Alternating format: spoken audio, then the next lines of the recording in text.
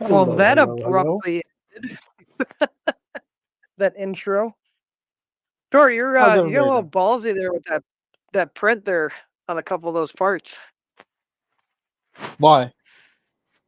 No brim with that little contact area. Nope. Also, that door is open, and this is ABS. What are you doing? Are you trying to get a failure on stream? I don't think it will. The chamber temp is like 42. Should we all take a poll on whether Tori's print's going to fail due to his poor choices today? Yes. There's no draft, and it's over 100 degrees Fahrenheit in there. I don't know, man. Why do you have the door open if you're printing ABS? So there's no glare or anything when I have the camera up. Playing the door. Playing the door. No, there's like reflections. Yeah, I don't know how to fix that. How's my mic sound? I'm using that filter on here. You sound like a pubescent boy. You sound fine. You sound like a 12-year-old boy. Here's the without the studio voice. Okay. Hey, DeWitt. I mean, I can go. Here's my Yeti. Is that better? That's my desk microphone. It's right here. Yeah, you sound like a little child. I didn't want to say anything, but yeah, you sounded really childlike. I didn't have you on the stream to roast me. It's Valentine's Day. You're supposed to be nice. Is that your new fancy camera, Tor? It is. How's the box turtle doing? Still needs a bit of tuning. Like you saw when it just loaded more. It moved quite a bit. Yeah, I need to dial it back because it fills the buffer. That's why it moved quite a bit. Yeah, but the lighting inside it looks nice though. Yeah. And what I see all the poop. A lot of poop. Quite a bit of poop. A lot of poop. You got to build. I've done a few I've done a few multicolor prints. Yeah. Olivia's talking right into the mic. Yeah, I will say I'm going to show this off because I've used it quite a bit now, and I definitely can give this a thumbs up. We don't sell this, but I'll post the Amazon affiliate link. This was like $90, and for a nice multimeter and a 2-channel oscilloscope, this is solid. Now, it is not as accurate on the scope side as as like my nice $500 desk where I got one. But dear God, for having a handheld one, you can update it over USB and download stuff. Like, definitely, this is my new favorite like multimeter scope. I'm probably gonna get a second one for the basement for working on the pinball machine because like the stuff I do for that requires a what? I said I blame Tim. For what? You jinxed me. It was doing so well. Close the door, Tor. No, not close it. Put it on. Close the door and just angle the camera so it doesn't. I told you it's gonna fail, especially knowing that that's ABS. Man, I should have taken bets on that. Clean your door. Clean your door. Go get Oh my some. gosh! Clean your door. Your door just needs to be cleaned.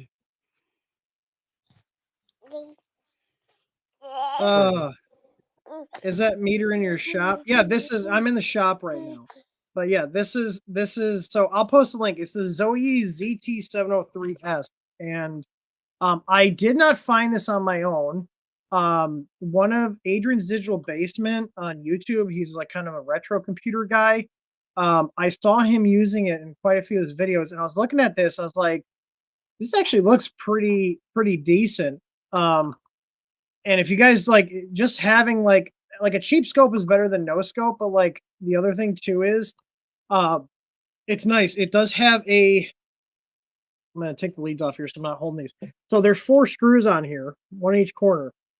There's an 18650 battery in here that when you take these screws off, you can just change it. It's not soldered on. You can just pop it out. There's a battery holder. So if the battery starts dying or you want to put a better one in here, you can change it out. And then there's also a fuse in here for the current set. So it'll do up to 10 amps throughput for the current.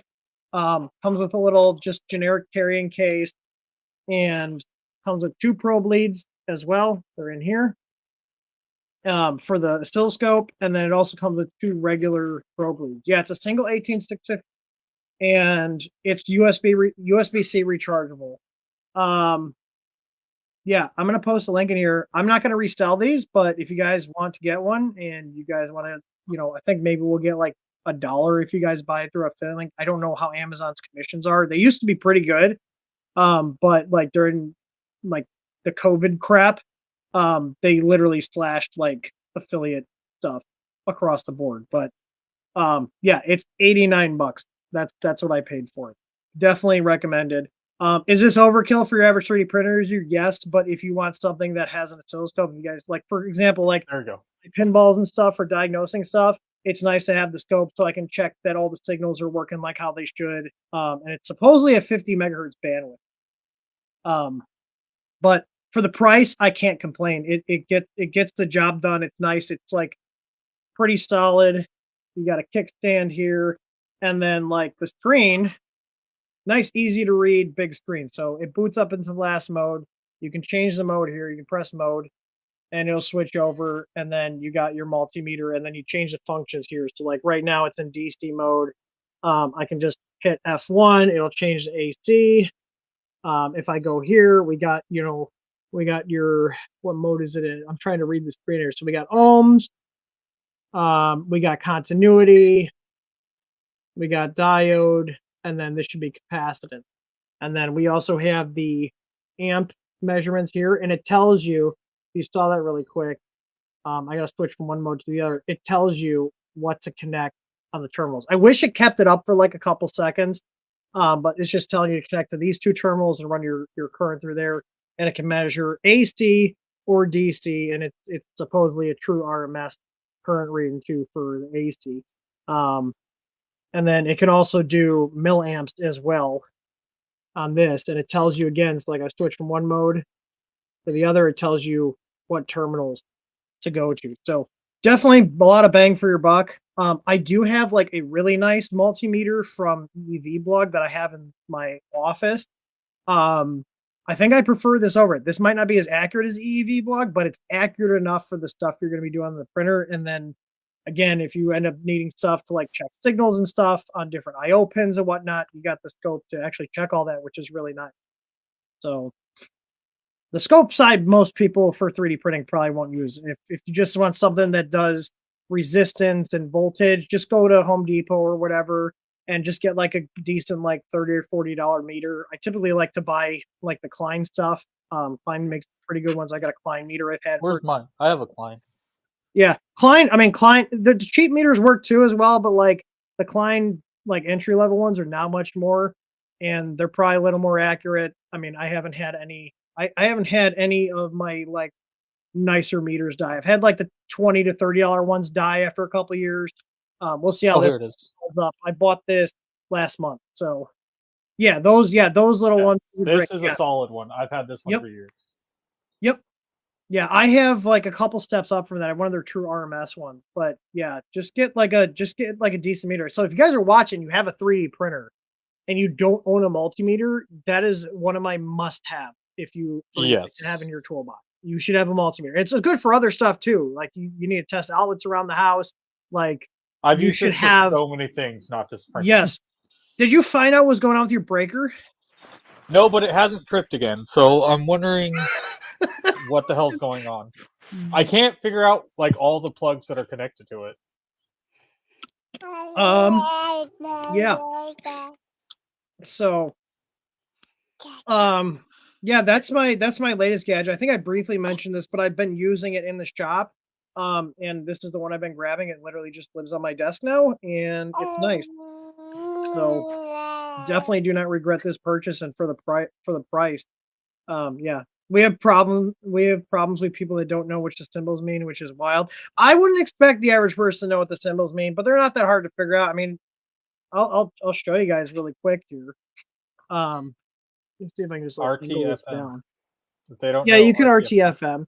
So if you guys look on this, the screen is glossy. So when you have DC voltage, so if you look over here, so if I do F1, you'll see there's like a line and then the squiggle. That means that the function is AC or DC. So the AC is usually the squiggle line, and then DC will be represented by like a solid line and dots typically. I'll go grab a more basic meter because this one's not a very good example. We have a bunch. We have like probably 6 or 7 multimeters.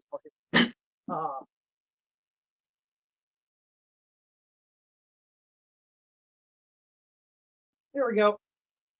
This one is from TacLight. This is probably my favorite cheapo meter because we've had these for a while. I don't know if they still sell these, but if you look here, you see it says V. Oh, it's hard to do it backward. So you see it says V with the little, come on. So the little 3 dots in the line, that's typically what DC voltage is represented.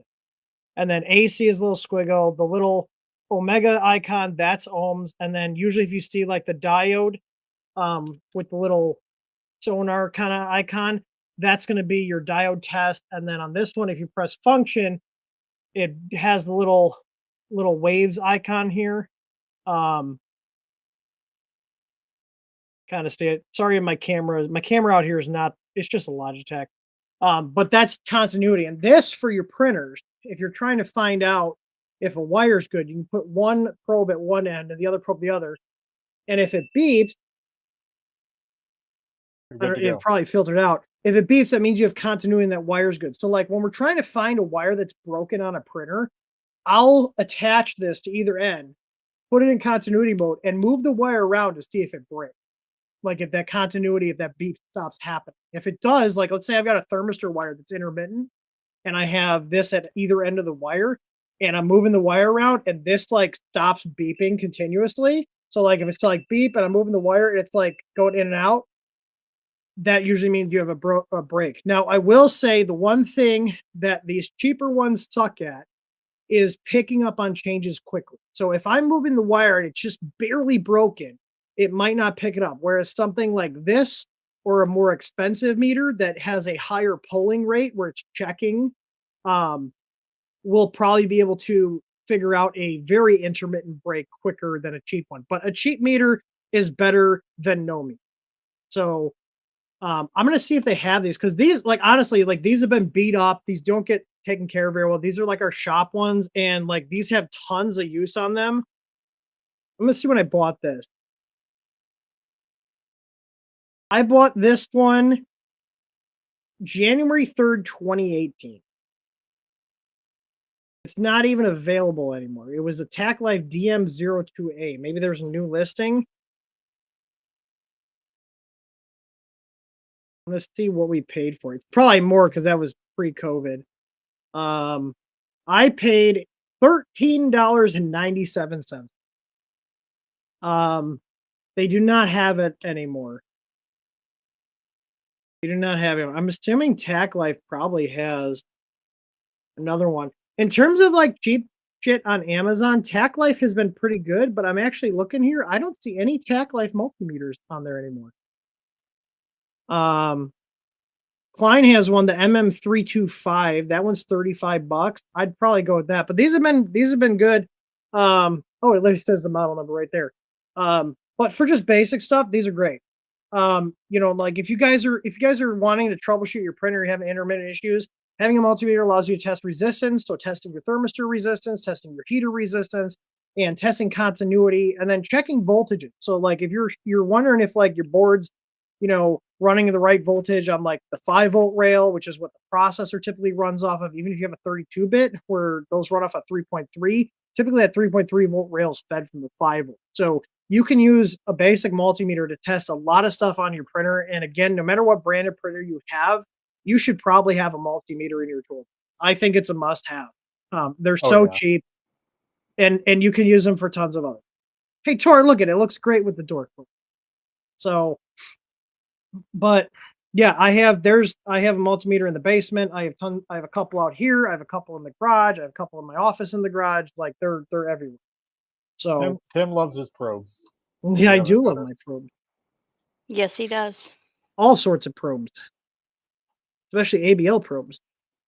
I closed the wrong window. No. But yeah, if you don't know a multimeter and you have a 3D printer, you need to get one. Just buy one, even a cheap one. So I think the other thing I think you should also own if you have a 3D printer is like a halfway decent soldering iron and some good lead-based solder, lead-free solder sucks. How many in chat agrees that lead-free solder sucks? Because I agree that lead-free solder sucks. Pine Sil or a TS100 or something, they work great. I got mine because I was doing drone stuff. I have a Hakko guy. I have two Hakkos. I've got an old one here in the shop that's like 10 years old and just keeps on trucking. And then I have their newer one that's a direct one in the office in the garage, which is good for like heavy solder. But I had I think it was a T100. It did not last more than like 20 days when I was soldering tons of boards. So that's why I bought a Hakko. I probably could have got a bad unit, but it works. Yeah. Lead free is just, I think honestly, lead free solder is the reason that a lot of electronics are not lasting as long as they used to, because lead free solder is very brittle. Whereas the leaded solder it's a little bit softer and it has some give to it. And like, just don't be eating while you're soldering. Wash your hands after you're done. Like, you know, lead is dangerous in high quantities, but like, just don't be licking your hands while you're soldering, and wash your hands after you're done and keep it away from your kid. You know, like I saw someone do MG Chemicals. So for solder wick and flux, I typically go with MG Chemicals. I really like stuff. I like Kester. Kester makes some really good lead-based solder. That's all we use. I buy the 2 pound spools. Lead-free solder is just it sucks. Like it's just brittle. Like personally, like my thing is, I'm pretty sure the reason that like a lot of our electronics don't last as long, and like you get all these things like, you know, breaking because the solder joints are going out, is because the lead-free solder just isn't as good. It's not as durable. It's it's way more brittle compared to leaded solder. I'm sure there's probably some lead-free solders out there that aren't like that, but they're probably more expensive than the ones that they're using on most applications. So yeah. Ask the old school body guys about lead, like body work on cars type of thing. Lead paint, yeah. Oh, lead paint. Yeah, lead paint's a horrible thing. But leaded solder is great. It flows better, it's stronger. I will die on that hill. I will use leaded solder till the day that I like, it's great. Oh, what's Tor showing off? Here, DeWitt. This is one of the things I got off the box turtle so far. That's only one layer change. That doesn't count. I like it. It's cute. It's cute. I only needed one layer change in it. And for most of the prints I do, that's all I really need. Yeah. But it was done on not a bamboo. Oh, lead bodywork. Yeah, I feel like I heard about that. Like that they used lead on bodywork. What are you doing? I know I think it's over in like the UK, they still use lead on some of their roofing materials for like, I think flashings and stuff. I'm not an expert with this stuff, so I'm probably getting the terminology wrong. But like I've watched videos of guys like doing lead work on like a lot of the roofs and stuff over there for like the flashings and some of the drainage stuff. I think even some of their gutters are lead. Yeah, just my recommendation, if you guys want good solder, get leaded solder. Even the cheap leaded solder is better than some of the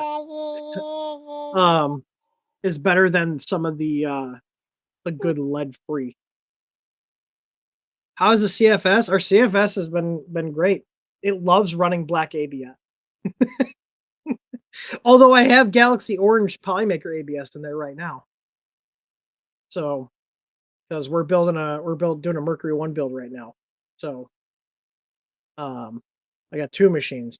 Oh, and if anybody's local that's watching, I am selling. They're on my Facebook Marketplace account. We have too many printers now, so we're purging out older ones. I've got 2 SVO1s for sale and SVO1 Pro. I'm asking $150 for the SVO1 Pro and $140 for the SVO1s. They have our EasyBoard V2s in them, or Easy Neos, Easy ABL Pro, or Easy Flex kit. 2 of them have the older Easy Flex. The one has the Easy Flex Pro on it. The SV1 Pro already has the LCD kit. Like they're ready to run. There's nothing wrong with them. We just have too many damn machines. So those ones didn't make the cut. We're putting the Ziltech gear, the Sierra Tennis Pro, and then my SVO6 Plus are replacing those because those are 300 by 300 bed. So I'm not shipping them. So make me an offer. If you guys go on Facebook, you're in the area, in Northwest Indiana area, make me an offer. So they're sitting in the shop. They're ready to go, looking for a new home. So, but yeah, trying to think if there's anything else I can jammer about. I know you got about stuff. ready to do a test print of this. Why didn't you run that job on one of your single color printers? I want to see some multicolor action on that box. Well, I have. He has a lot to say. There you go. This is what I was working on earlier. How different is the Revo duct? Because I know we had a customer put our regular duct on the Revo and he said it worked okay. Like, have you imported the regular duct to see, like, compare the geometry? Yes. The air ducts are lower on the Revo. Okay. So he has... Yeah, that makes sense. If he has it on our old duct on the Revo version, it's like the regular MK8 style. Yeah. It's blowing onto the heater and sock. Okay. Not the actual print. Yeah. No, because I think we haven't had a ton of people request it.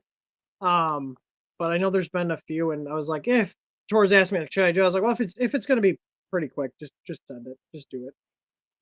So I completely forgot. Go ahead. I was gonna say I did most of this while we were waiting for the stream. Yeah. Ultra high flow. Right here.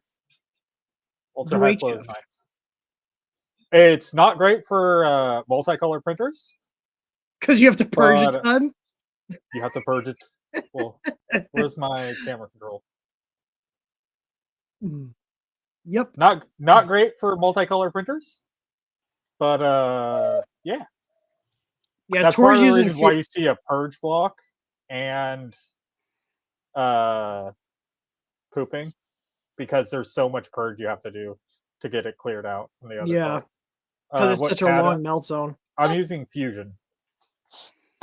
Autodesk Fusion. Fusion 360. It's just Fusion now, but Autodesk Fusion 360. Is it just Fusion now? I keep calling it Fusion Yeah. 360. I didn't even pay attention. Everybody still calls it Fusion 360. Oh yeah, it says Autodesk Fusion on my shortcut. Interesting. Yeah, Tor makes me pay for a Fusion license for him, so gotta use it. Oh, so I did want to talk about this.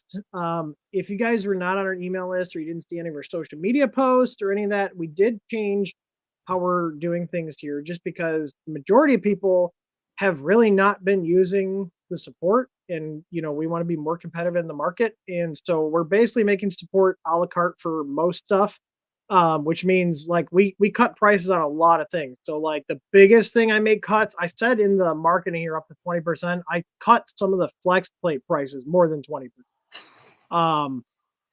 So let me sort by name here. So the biggest cut was on the bigger plates. These were over $70. These are now 55. So the reason is if we're not bundling that overhead support cost in, I'm not going to charge our customers for it. In addition to that, we added on a half-hour support option for the tech support, and we dropped the per incident charge. So like if you just have a ticket, you need help, instead of $30 a ticket, it's 25. And then the remote access is $30 for a half hour or $50 for an hour. So you have more flexible options. So, we've been talking about this internally for about a week and a half now. So yeah, but just want to be transparent with everybody. So we're basically going back. If you guys remember when we first started, this is what we did before, and it was really successful because it allowed us to keep the prices lower. And then the people that need support could pay for the support, and the people that don't need the support aren't paying for the support.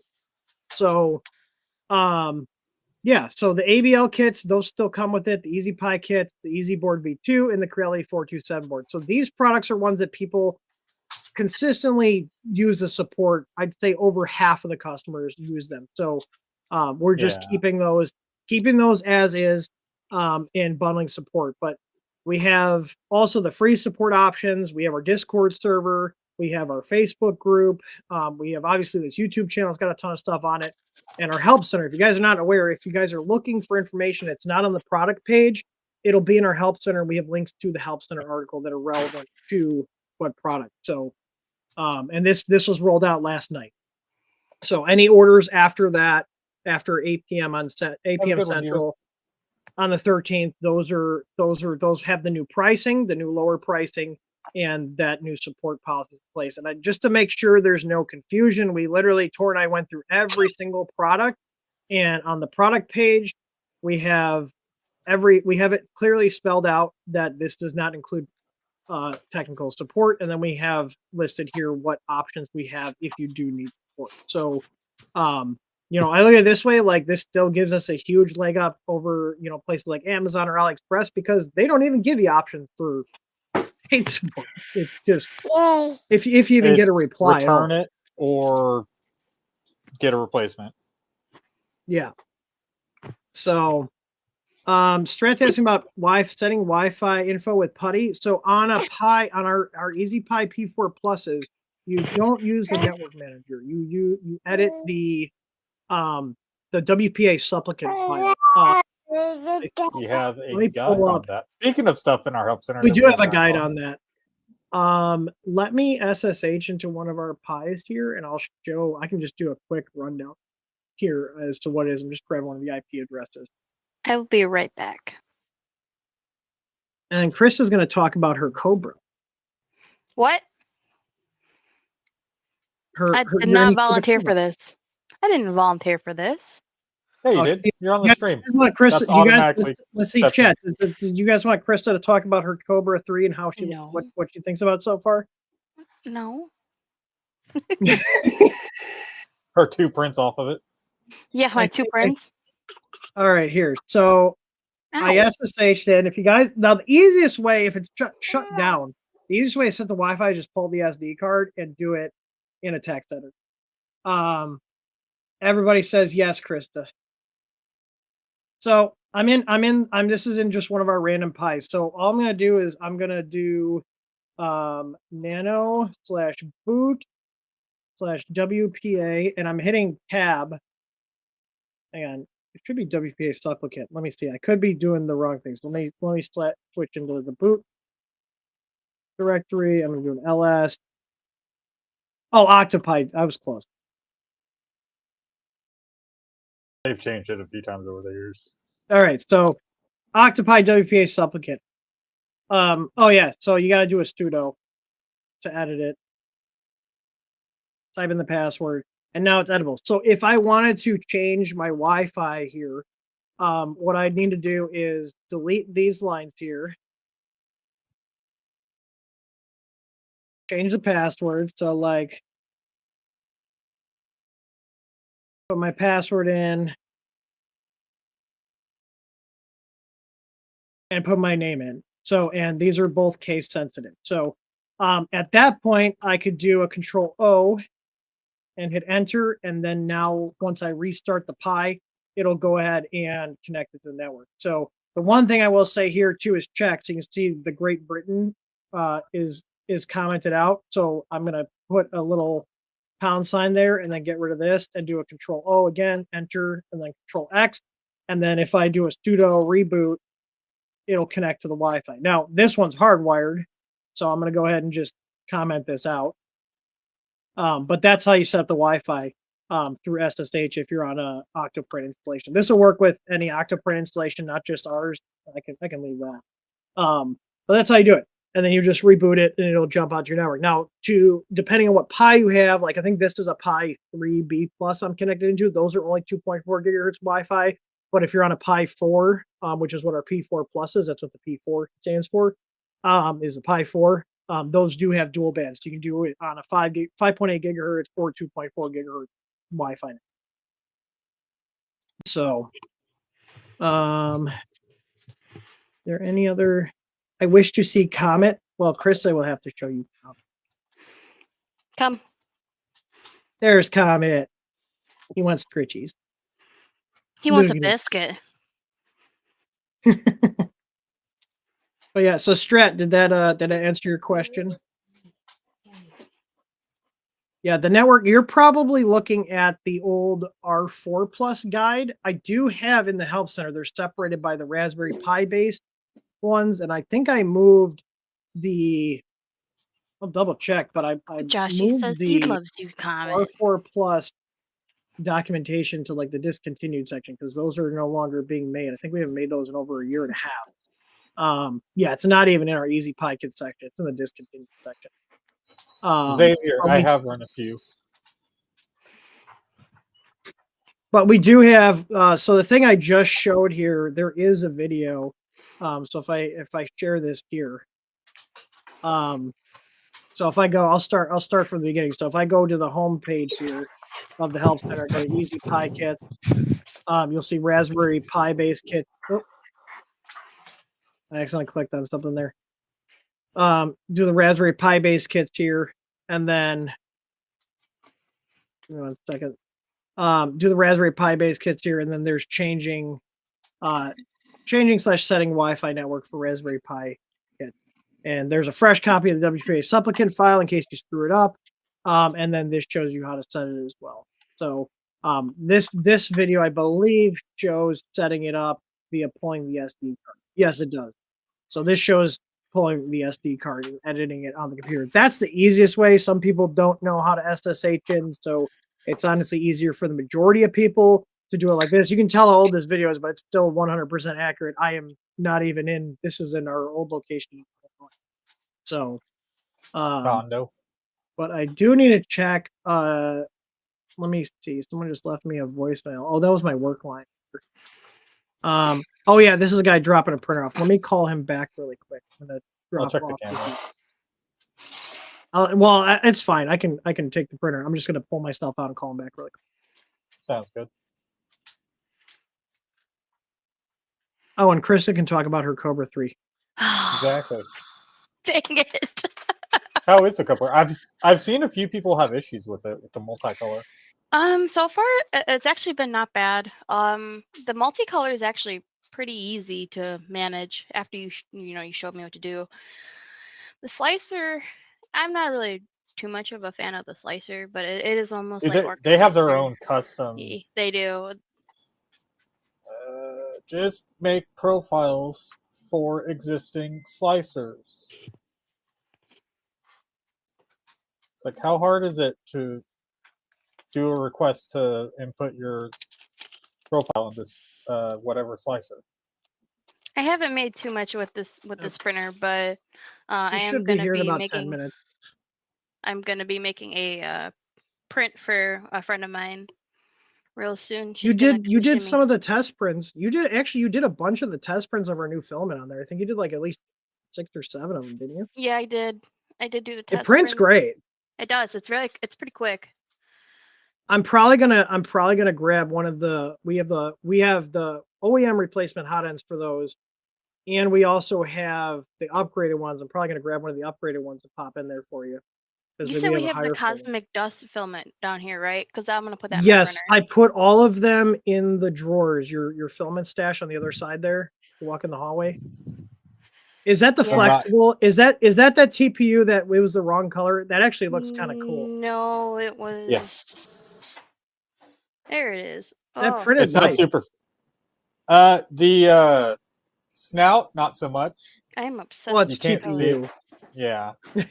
Should I list that on the site as unicorn poop because it's the wrong color, but it's still branded. Unicorn poop was supposed to be like kind of a pastel rainbow TPU, and they sent us the wrong color. Yeah, unicorn poop was supposed to be. I have a print that's going to be almost the exact color, but PLA. Where the hell did I put that? Just look how gorgeous that is. I love it. Hang on, I'm going to make it bigger. There you go. Oh, here it is. And of course, the camera's not focusing. Yay, Logitech cameras. Try putting it sideways so it fills up most of the screen and block your face. That's kind of what you got to do. You got to kind of fool it to focus. Yeah, there it goes. Cool. Oh, now it went away. Why does Logitech not get their autofocus toward it? That camera she's using is the Brio, which was like a $200 4K camera, and the focus sucks just as much as on the C920s. There it goes. Yeah, the cosmic dust is a cool color. That's a co-extrusion as well. Obsessed. I wish it was in ABS. You wish everything was in ABS. We should definitely try to get this in ABS. That'd be really cool. I don't know if they can do that because the PLA, the ABS is hard to get very clear. I forgot what color this is. That is that's Oceanic Shimmer. That's one of my favorite ones. So the problem is we got to stock the majority, like what the most popular stuff is, and most people print PLA. So I love ABS as well, but majority of people print PLA. So it would not be a wise business choice for us to like have a ton of money and inventory sunk into ABS when it just doesn't sell. Oh, yeah. ABS is easy to print. The red TPU. You gonna send me pictures of those so we can put them on the product page? Yeah, I'm gonna hit it with the heat gun. When you take it, try to get Tor. When you take the photos, try to get the same angles I got, so they are all. Yeah, that's what I was gonna do. And I'll process them. It's just 2 photos. The one from like kind of the left side, and then one from straight on the back. So this is kind of what the unicorn poop should look like. That came out great. Wow. Hang on, let me spotlight you here. Is your setting set to 1080p in? Should be in there. I don't think it is, unless your internet's having issues. Okay. It looks okay. I got clearer now. Yeah, it does that variable bit rate stuff. Yeah, so that's what unicorn poop was supposed to look like, hence the name unicorn poop. But they sent us the wrong color. But I might put it up on the site. Yeah, I might just put it on the site as like unicorn poop oops and just put a blurb like this is a cool filament, but it's not the color we ordered. They are sending us the correct ones. They got back to me. They are sending us the correct ones and apologize for that. So I mean, I'm not complaining. It's so cool color. Yeah. These two are the unicorn poop oops. Yeah. Yeah, those look cool. Yeah, so you want like it's a TPU that transitions color. It Yeah, printed I was- nice though. Like I was it's so good excited quality. for the unicorn poop, but this I actually know. looks really good too. It does look really it's just good. it's just not what we were. I would like to see if they still have this. I don't even know what they call it because I'm like, okay, Ask so 'em. like this was the wrong color, but we do like this color. What do you guys? Because I got to know what they call that color formulation on their So end we can when actually we order it. Yeah. Yeah, because I can't be like, oh yeah, you remember that wrong roll you sent us? We actually really like it. Can we get more of it? Like then it leads to more miscommunication. So The unicorn poop. Oh god. sick unicorn poop. No, it's a cool color. I'll probably send me the pictures of the dog. I'll snap a picture of the. Well, do you have? I don't think I took a picture of the roll. I have don't the really rolls. wanna- It's still in the printer behind me. Yeah, but there's probably a lot used, right? So if you took a picture of it, it probably wouldn't look full for the product photo. No, it's like still 90% full. Hey Google, Okay, turn on hallway we'll light. we'll just send it. We'll send it. Yeah, so give me shots of the roll. Just do the same angles and stuff that we did. I do for have the light Hangout. box here somewhere. I just need to go pull it out. Yeah. So for the test prints, I actually found it was better to just put them on like your desk. On like I have a really big black mouse mat, and I put them on there, and And then I use use- Canva background room.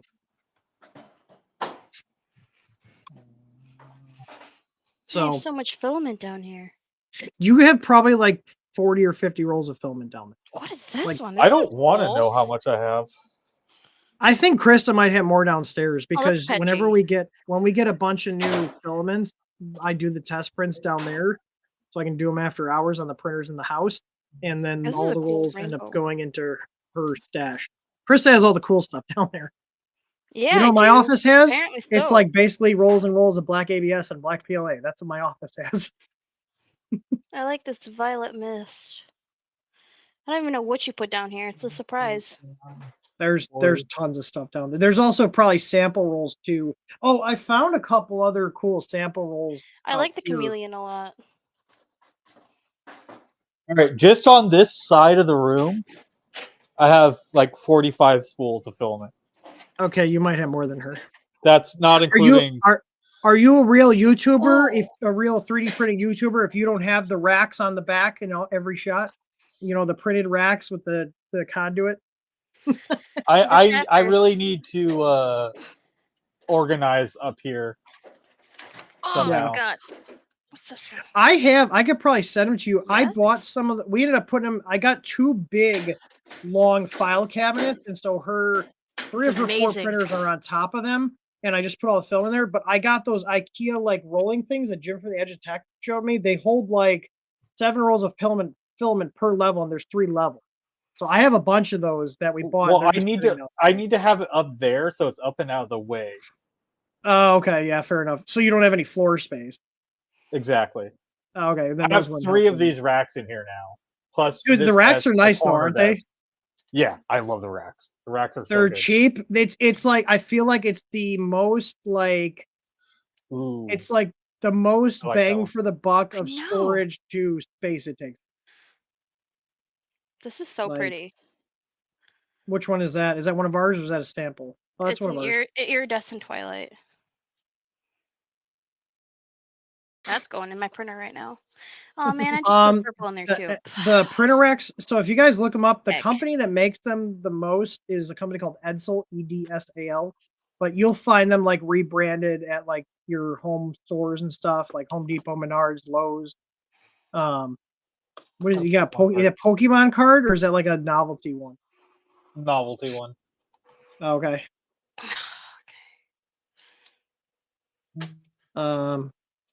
Man, I've just been going like crazy. I forgot to send one of our customers an invoice. I already gave him a prepaid label to send his printer and get service. We do also fix resin printers as well, if anybody's wondering. So I finally heard back from Steam Sport. They have my return. yeah, your Steam Deck. Yeah, I'm sad. This one's Yeah, pretty. I'm gonna get his invoice written up here while we're just hanging out on stream. I am all for the glitter filament right now. I am obsessed. Oh my god. I'm gonna get his Oh, invoice written up here. Krista, you'll like this. The print behind me that's going on the stream, That is burnt titanium ABS. We have burnt titanium, or No. did you buy that? I bought that. Ah, I love the He burnt cheated on titanium. us. We You have one that looks cheated? like it now. He cheated on But us. it's not ABS. I know. We're It's gonna okay. have to I dock your have points on that, bud. filament from other companies here. I just like giving you a hard time. Like this filament. So pretty. This is one I Yeah. won on I need a 3D green. and T printing channel. One of their Is streams. that sorry, is that Polymaker or is that something else? No, this is here. I have this spool behind me somewhere. That's one of the brands they use a lot. Here it is. This is Strong Hero. Matte Macaroon.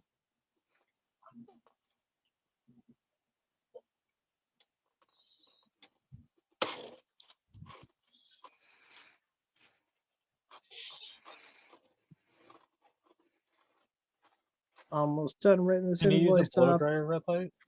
What? Huh? Oh, Red Light just sent me a text. Let me see. What did he ask me? He asked me if I can fix something. What Do did you he need send a me? hard nozzle to use glitter filaments? No. Most glitter filaments can be used with a standard brass nozzle. Red Light, you could fix this. Hang on, I'm gonna show what he sent me. He could fix this. Just a heat gun and some like careful work. You could fix this. I believe in you. Okay, what color should I put in my 4th slot for my Here, multi? this is what he for my sent me. Asking if I can fix ace? this. Just heat it up with a Heat it heat up. gun and slowly pick it away. And I've then done use a it. We wire could do it. wire brush to clean the block off. This is not. I mean, it looks bad, but it's really not. Like If I it's can do just it, so cleanup. can he. Yeah, heat gun this. Pick it away.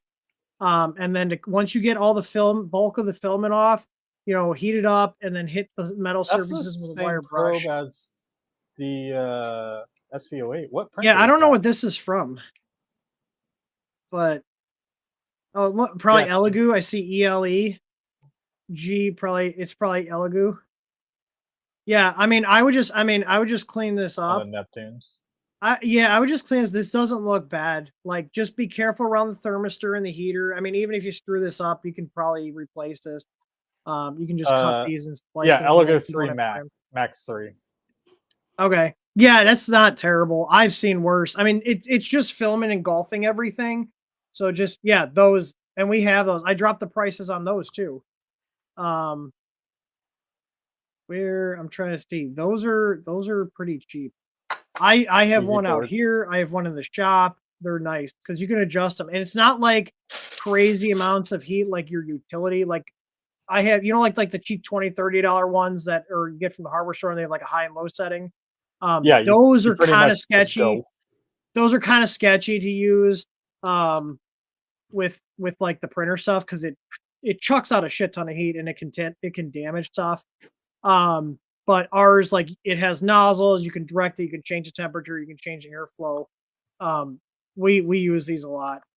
The adjustable ones are way better than like the other ones are fine for like doing shit in the garage and whatnot. But yeah, if you just type 650W in our search, it'll come up. But yeah, we have a hot air station. I got 9 of those in stock. They're $43. That includes a replacement heater. It includes 9 different nozzle tips, and it's also got a little. I'll share it here. Let's see here. Where is it? Here we go. So I'll just pull this up here. So this is everything it comes with. So you got the actual unit itself. This is like a little bracket. It does have screw holes. So if you want to like mount this to your workbench and like hang it up, you can do that. I just clip it on. It clips on right here. I just use it as a stand. Yeah, I use it as a stand. So, but this is a spare heater. There's a thermistor and heater, so it comes with a spare heater, and it comes with 9. Is that 9? 1, 2, 3, 4, 5, 6, 7, 8, 9 different nozzle tips. I typically leave. I have like somewhere in this size on mine, like not the largest tip or have it open. I usually have. I think like, I have that one that you have your mouse over right now. That's what I have installed. Yeah, right the small ones are nice, but yeah, it's just a nice quick thing. It's good for cleaning up prints, for getting rid of like whiskers and stuff. You can adjust it. It's got PID controls. So you can adjust the temp here. You can adjust the airflow. The customer just pulled up here, so I'm going to jump out here so I can take the printer in. But I could just look at my own pictures. I put here 9. So yeah, Jay, for having shrinkage good for tools is ABS, good. I'll be back. ABS, I would do 0.5%, so 0.05% larger. What color should I put Um, in my last slot for my ace? What do you have so far? I have black, blue, and purple. I would do a light color like white or something like that. A white. Let me see what I got. It is a nice hot air gun. I actually you saw me pull it off the desk behind me because I was using it. Oh yeah, chat. Thank you very much for the donations last week for those who sent. Because I got Fish. fish. Fish. Where is it? Here we go. I have a boring white. Fish. That works. Easy Two little choice. angel Fish. Oh, I miss Have my you seen these? angelfish. I got those two. I got a bunch of Danios and a couple Corys.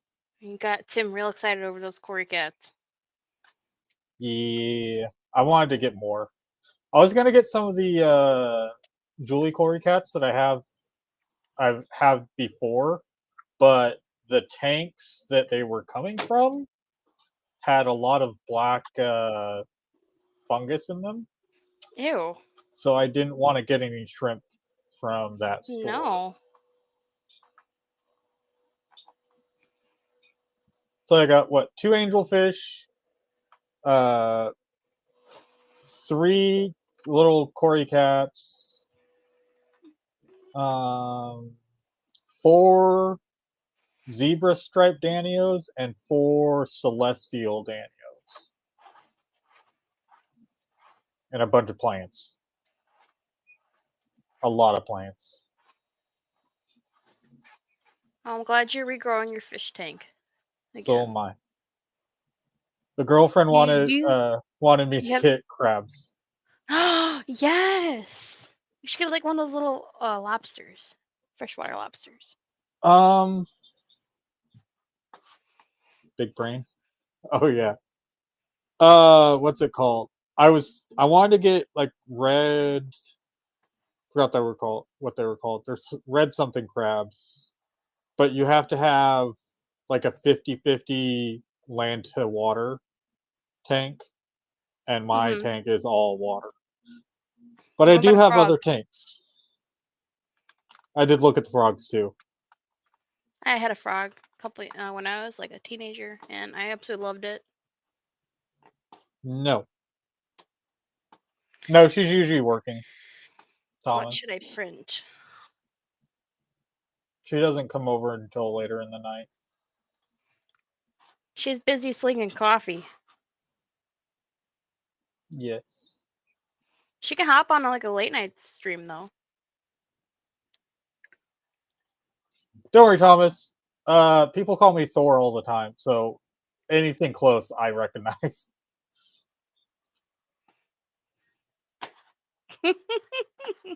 How's that print doing? Creep on Tim real quick. Okay, chat. What should I print? With the colors black, blue, purple, and white.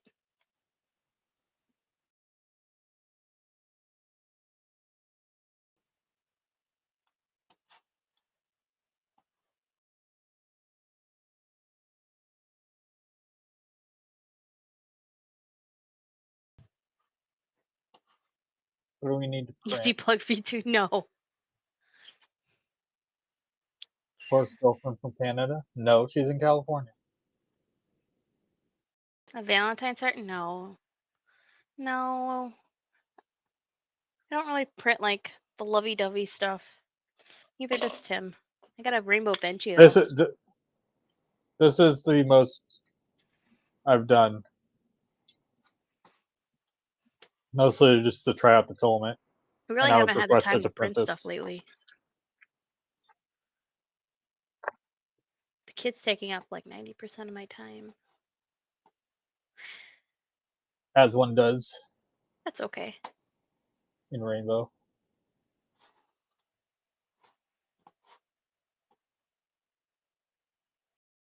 I saw No. somebody post about the Benchy news, but I didn't really see. There's like Happy Benchy Freedom Day or something like that. I'm assuming the company said, "Do what you want. We're not going to come after you," or they changed the license. NTI made a plug.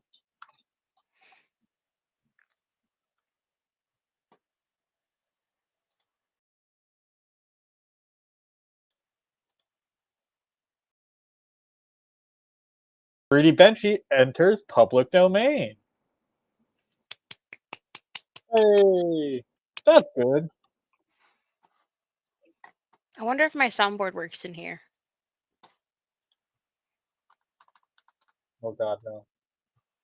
That's important.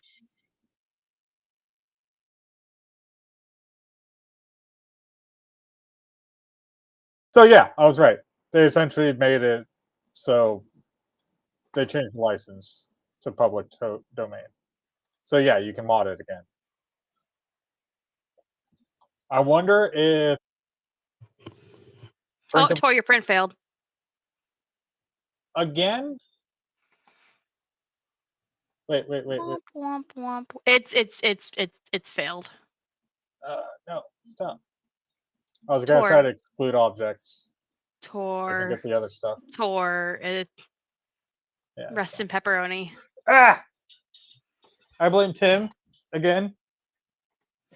Everyone in the chat hashtag blame Tim.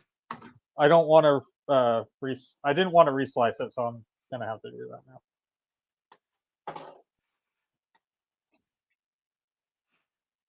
Ah! Might want to reglue your bed. There you go. I was already a step ahead. Ooh, spicy. I see it smoking. Well, the bed's set to 110. What's the chamber at? 65. So what's that? 65 Celsius to Fahrenheit. 150 degrees in there for the chamber temperature. The bed is 110. I didn't want to do this, but I'm going to have to.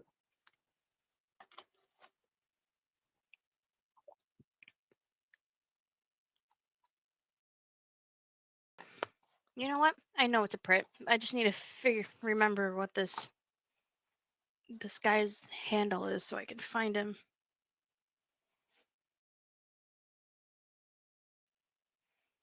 Now I'm on a mission.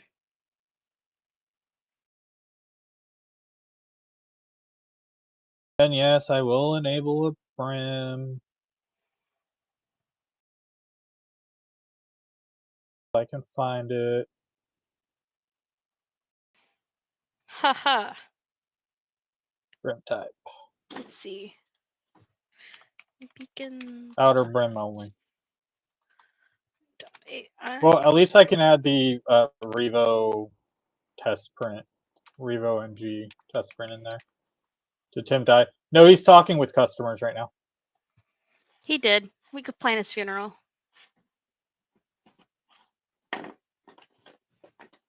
Became a single mama Valentine's Day. That's how it goes. Stick my head. Maker He world. slipped on all the See. snow. Ooh. Objects. Yes. Support. Tree. Tree slim. No. Collecting that life insurance early. Oof.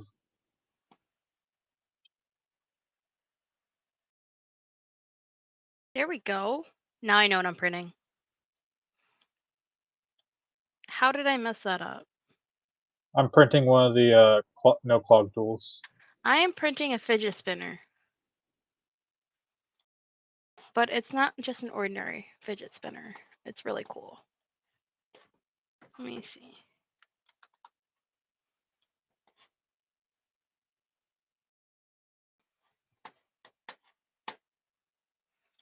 Using Maker World, shake my head. Well, you know what? That's what they have on their link, okay? Don't we listen and we don't judge. Since when? You should know better. You're with Tim. You wanna go tour? We'll go tour. Are you all coming? Yes, we are going to Rocky Mountain. Yep. If Wish Tim me ever luck gets with my a flight. 14-hour 14-hour drive with the kid and Tim and I think his dad. Oh Oh. god, and Blasto's going to be there. Emerson. Who else? No, Emerson's not going. No Emerson. Emerson. Tyler going again? He's trying to get the military to pay for it. But yes.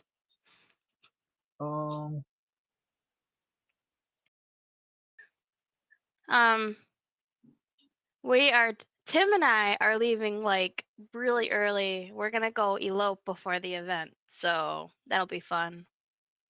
Fun times. Kid will be fine.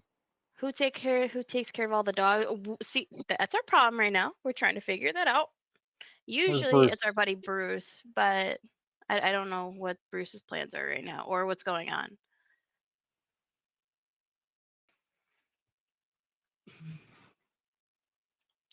Okay, back to trying to print this. It prints going. I have to make an account. Oh my god. Yeah. That's annoying. I hate having to log in. I hate having to log into printables. You don't have to log into printables for stuff. It makes me log in every time for things? some reason.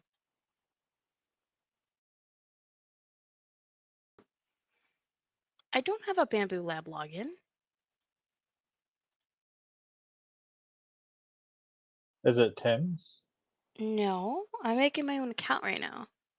It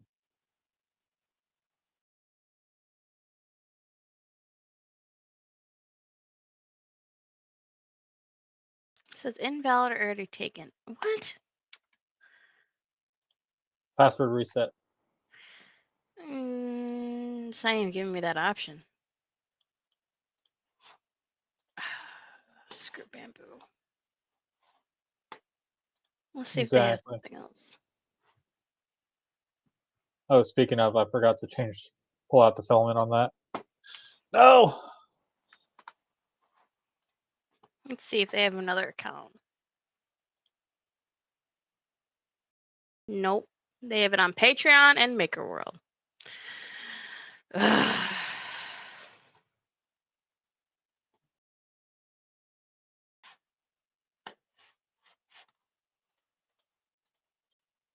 Boo! I'm back. Ew! Go away. What are you guys talking about? How Bamboo sucks. Oh, yeah, no. I got a Ender 3 V2 Neo is And we're having jamming issues, and the hot end's completely seized up, or the hot end fan is completely seized up. So that would do it.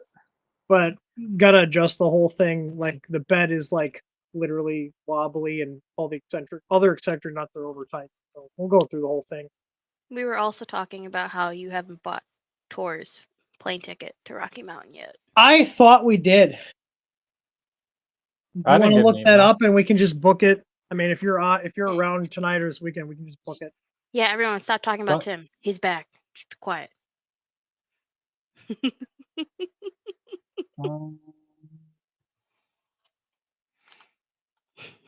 The kid I'm looking sprawled out. I'm looking at some guy just left a 1-star review on our what was it, the firmware, and he has a thermal runaway error, and he's saying it bricked my printer. not how that works. Yeah, that's not how that works. Errors aren't breaking Fix your the shit. printer. I'm not publishing the review. Let's see. I want to see what his ticket says. Let me see. Wait, is that on the LCD? Hang on. I guess I do have a Oh wait, bandwidth. it is. Sorry, I thought this was on firmware. On the LCD? What? Yeah, he had corrupted firmware files. I was helping him in chat. He had corrupted firmware files, but for some reason it turned on his heater. Like his download was bad, or was the computer? Yeah, he re-downloaded it. He was able to flash the stock firmware, reflash ours with a fresh download, and it worked. So his original download from months ago was corrupted, and which is going to be an issue with his computer. Yeah, it was causing boot loops, and Oh, look, Tyler popped up when we talked one about of his him. heaters turned on. Yeah, we can't control that. Like if your that's not computer's the got issues. firmware. No. Hi, Tyler. And it's not even on the correct product. Nope.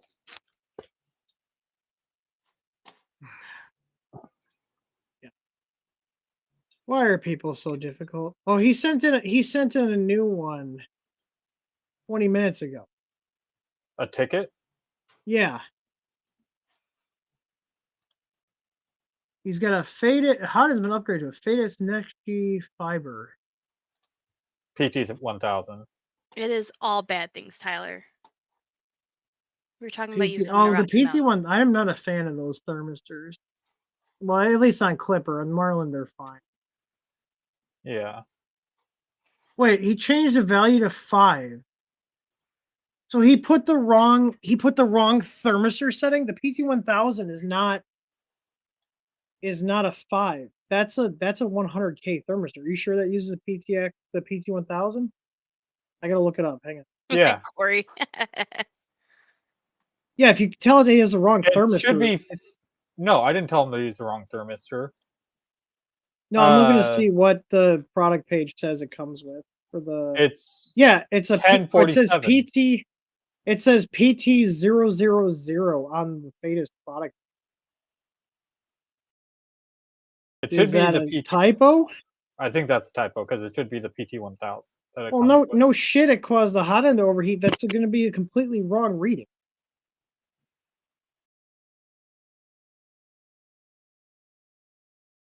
Wait, hang on. Let me reread this. It should be 1047 for the PT1000. No, hang on. I'm looking here. Sorry, you were talking about thermistors, and he's talking about changing the easy ABL points from 5 to 7. 7's way too much for that board. I thought we limited that because 9 was too much, but 7 wasn't. Well, 7's pushing it, depending on what other stuff he has. He doesn't have the configuration H file, so I can't see what settings he has. But that's a 2560. Easy ABL on home. I think I have it downloaded. Was it? He had the Easy ABL, 7 probe points, and the PT1000. So the thermistor change. Where's the config? Where are you looking at this? I don't see it in the ticket system. It was a live chat earlier. Oh, did he send the file in live chat? Yeah. Oh, okay. Is input shaping enabled? No, it was not that I saw. Okay. So something hung on there. He also filled out the wrong form for the. Why do people? I was able to get the printer to connect. But with his firmware, or with it boot looping and the hot end turning on, he was saying it turned on without him doing it. That's unless there's a MOSFET issue. I don't know how. That's hardware, not the firmware. Well, and the thing is, I don't understand how So if the download was corrupt, it shouldn't have compiled. Because if the download was corrupt, it should not have compiled it. Like VS Code would have thrown errors if there was stuff corrupted. Like if it was a bad download or his computer like AV or something, that's what it would have crashed. Yeah, that's why I'm wondering what the hell happened. Because it shouldn't be the firmware that caused that. No, I just want to see where is. Oh, I think I found this here. But if the heater just turns on, then that probably is stuck on the control board. Yeah. Which it can't, regardless of thermal runaway, it can't do anything because the MOSFET is just stuck in the on position. It can't do anything, which is why it's throwing errors. He even said he connected. I connected the thermistor from the original VFEN 5 hot end to prevent the over temp alarm. Okay, so if he's getting an over temp alarm, that means the thermistor is not correctly configured. Where's the? I'm looking for the firmware on the the firmware config on the live chat. I don't see it here. Oh, there's multiple chats. Yeah, Okay, there's came back separate a few sections times. here. Okay, I found it. Let me see here. Yeah, because if you put the wrong thermistor in, it'll have completely wrong. Chiron, Easy AVL, use Easy Yeah, AVL. so he's got the 1047 to this one. Then why is he connecting the stock because he flashed thermistor back with? to stock. Oh, okay. I was like, wait, why are we going back to the stock thermistor? He flashed back to stock firmware and then flashed back to a fresh download, and he said it worked. Okay. It won't boot to the point that it checks the thermistor now. Yeah, so it's probably not reading it correctly. That board could be incompatible with that thermistor too. The PT1000s are weird. He said it was working fine for months, but he wanted more probe points. So that's the only change he made. Weird. But the firmware or the firmware wouldn't just kick on the heater. No. That's usually a MOSFET issue. Yeah, that's what I was saying. Hardware issue, not an issue with the firmware, but his his board was boot looping and messing up. It could be that. I don't know how the end stops, or not the end stops, how the thermistor inputs are on there, what they have for pull-up resistors, but if it has a weird Here, or let me download different it real pull-up quick. resistor, download what? The firmware for that board. Oh, I can just send it to you. Well, no, I'm downloading a fresh copy from the site because I have. Yeah, I have this. Oh, you have it on your account. Yeah, it's fine. I say I can just send you the link to it. All right, got that. Chiron, OEM, Easy ABL Home Z, 7 points for Easy ABL. What else? I'm curious to know what the memory usage is on there because I thought That's what I'm checking right now. We did limit it to 7. People were like doing like 20 points, which is insane and not needed. All right, I'm compiling right now. Cue towards video going wonky. Nope, my computer's good. Wow. Compiled in 9 seconds. 94. Yeah, you're fit. Well, you have what, the 7800X3? Yeah. Yeah, I have. This is just a 12th Gen i7, and it's a mobile chip. Just under 95%. Yeah. So it's still under.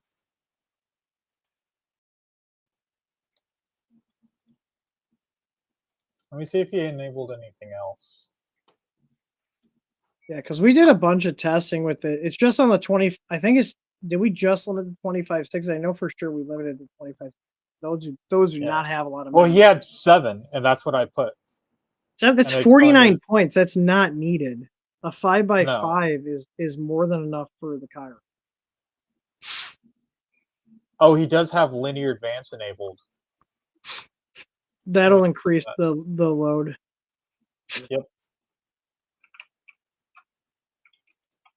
This is why I'm not a huge fan of the older machines or the older boards. They just don't have the memory or the like the RAM or the program memory to run a bunch of stuff. 97% with the linear veins. What's the memory? The program, like what's the RAM? RAM. The program, that's pretty high. What is it without linear veins? 94.8. Yeah, that's not terrible. Drop the points down to 5 and see what it drops down.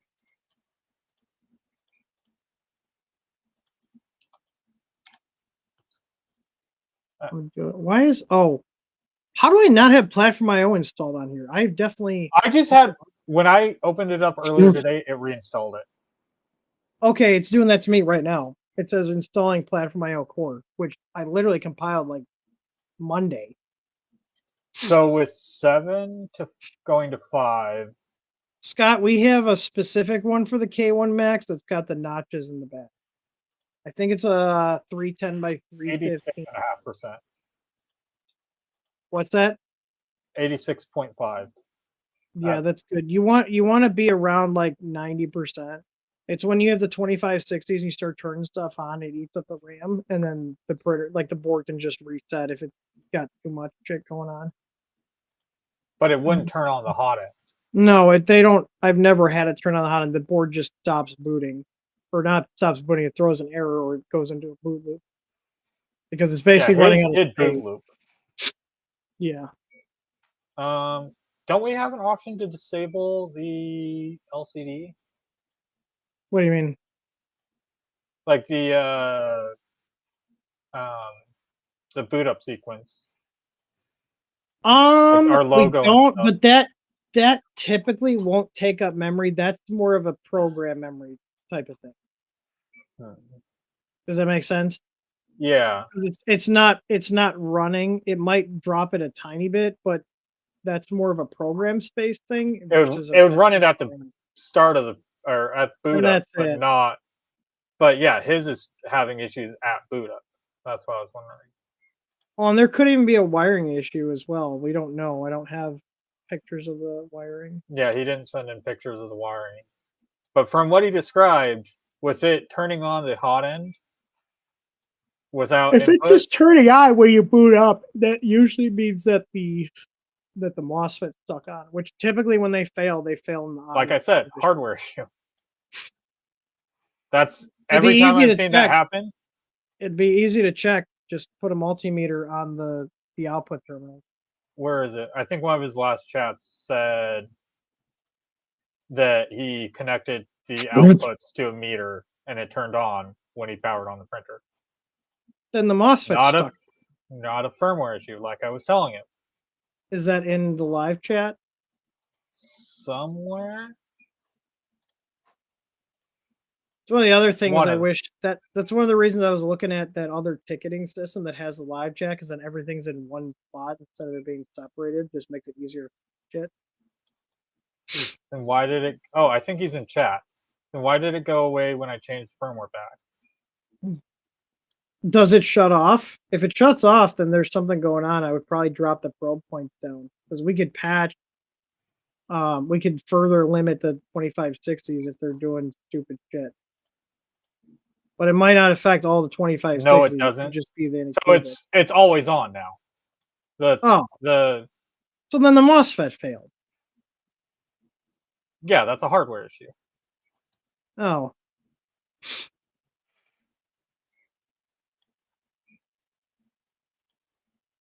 Because we've had that firmware. We haven't touched that firmware. So I'm assuming, is this the Bacchus?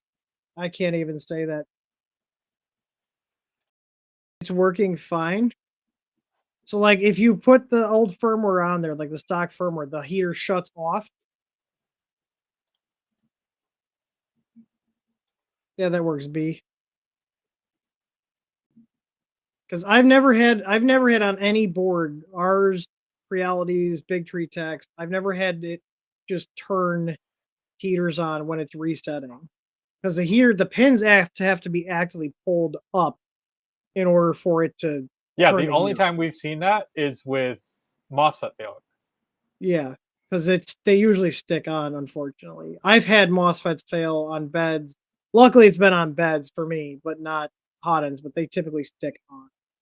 I've had customer printers though, where the hot end heater will stick on. So the only value, it fixes it by changing the value back to 5. Then The it's processor's probably just limited overloading then. the processor's overloading.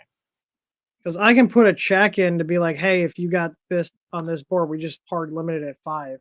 Because you got to remember that processor is old, like really old. I'm curious to know when the 2560 came. Well, 2560. But it should either way, even if it's boot looping, it should not be turning any I/O pins, motor pins, heater pins. It shouldn't be turning anything on. Yeah, because let me recompile. With Chiron, EasyABL, Home Z, 7 points. The PT1000, which is 1047 thermistor value, up the temp to 350. What else? Linear advance is enabled as well. Let's compile with that. So, oh my god. Okay, so Tor, take a guess at when those Atmel CPUs that those printers run. Wait, what? The Atmel, their AVR, the 2560. I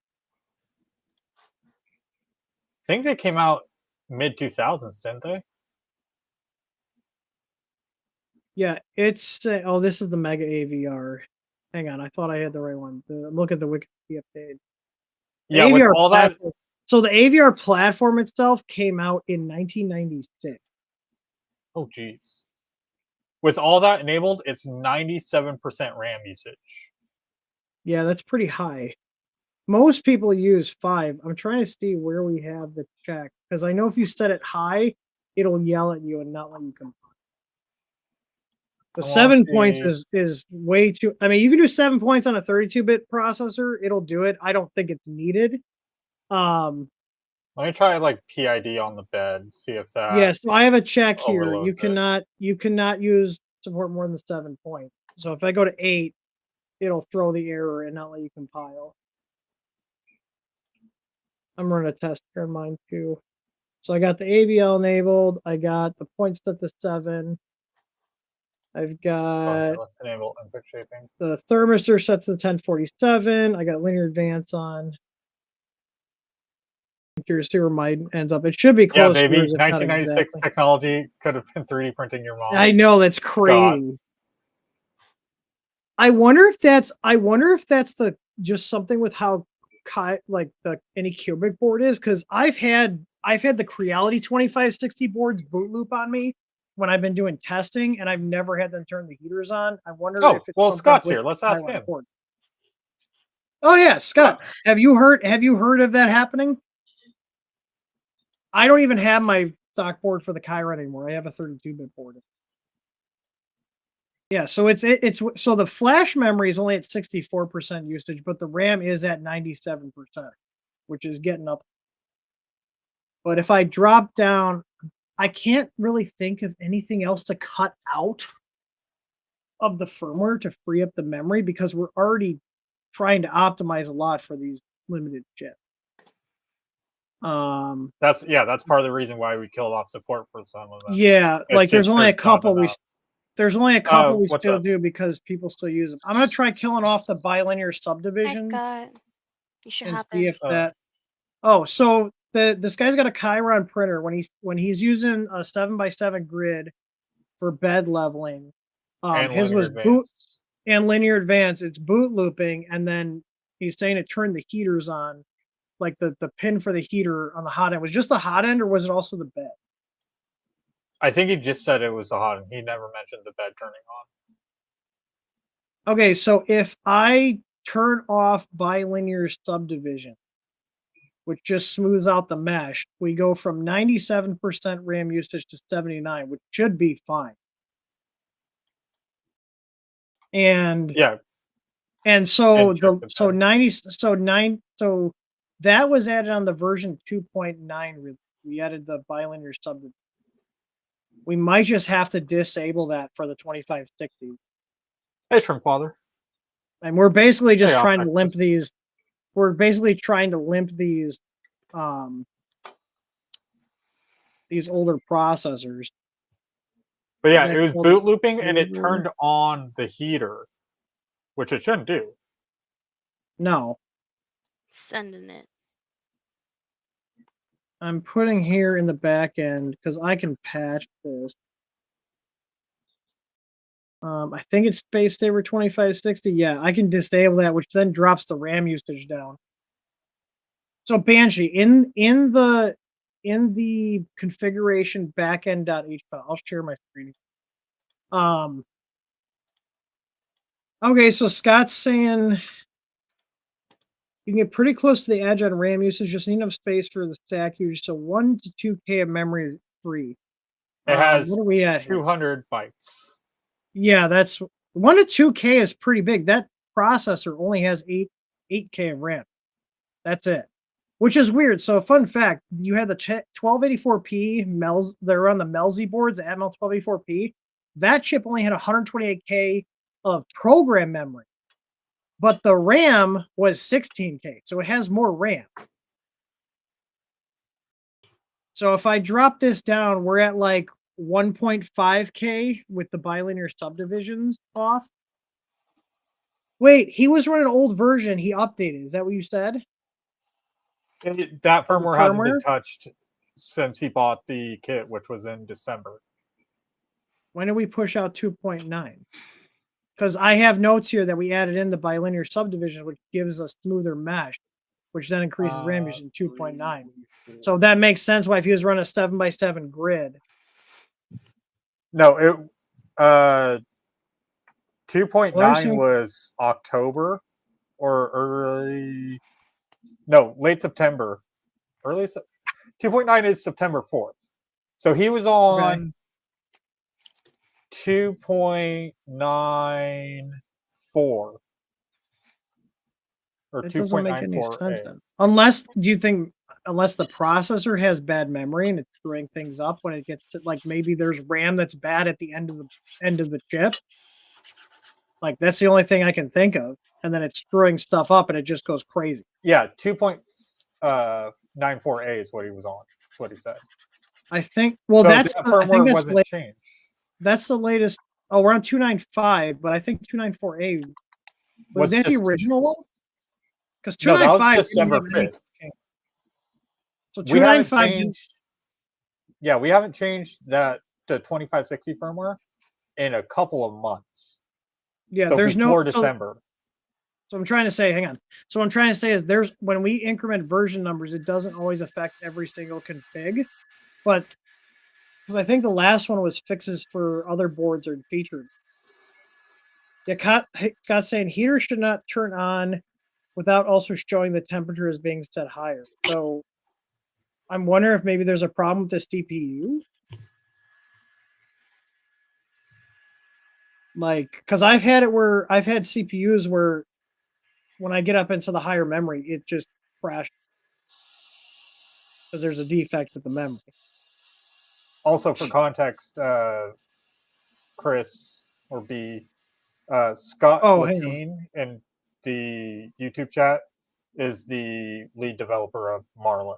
For Marlin, which is what? Yeah, so we said the same thing if failed the onstate, but he said when he goes back to the stock firmware, the MOSFET turns off. Yeah, we've seen almost every time we've seen the hot end turn on, it's MOSFET failing and being stuck on. But he's saying that it fixes it when he flashes different firmware. Yeah. Well, when he drops the points down, which that's the memory usage changing. So either stock firmware or I might have a 2560 board here. Hang on.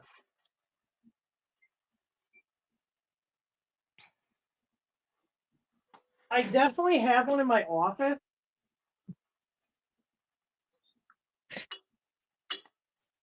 But yeah, the firmware would not just turn it on willy-nilly without being hang on. commanded. So it'd be really easy to determine if it's his processor on that board that's the issue or not. I can flash.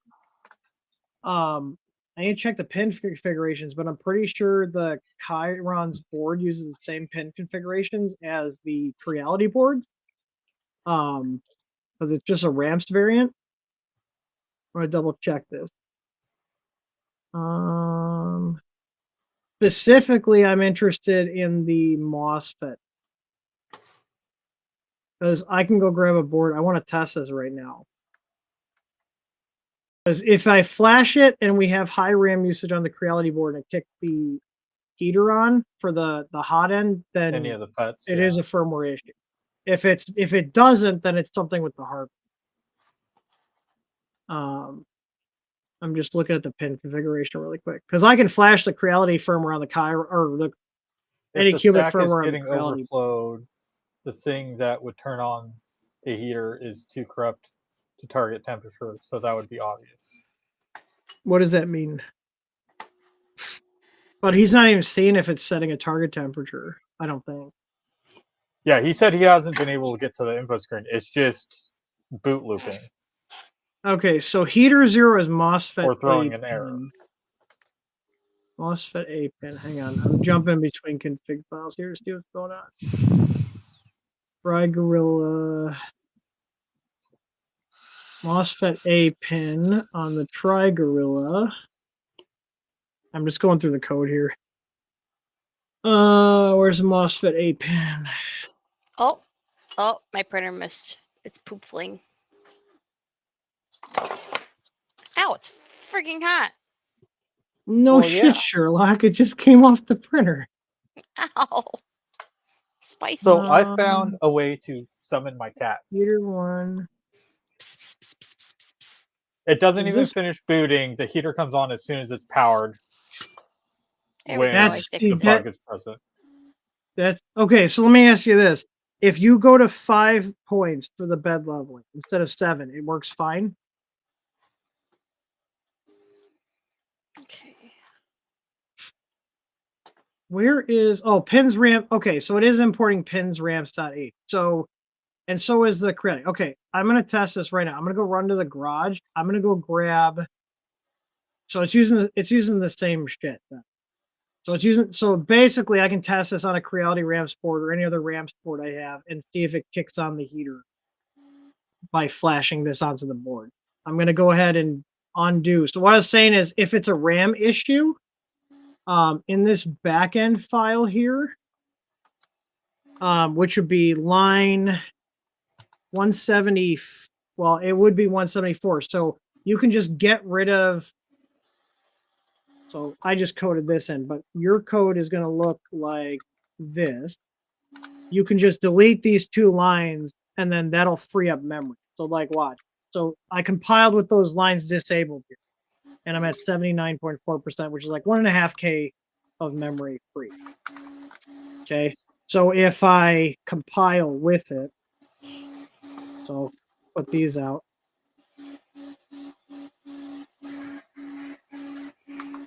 Krista, we hear the printer. Sorry. So if I compile with it, you see here 79.4. So that's where we're at with the bilinear subdivision disabled. And what this does is this smooths out the points between, or the bed mesh between the points. That's what it does. So let's let it compile. And with those enabled, we're going to be at like 90 something %. So I'm going to go run to the garage really quick because I don't have any boards out here yet. So we're at 97%. Yeah, that's what he was getting. Yeah.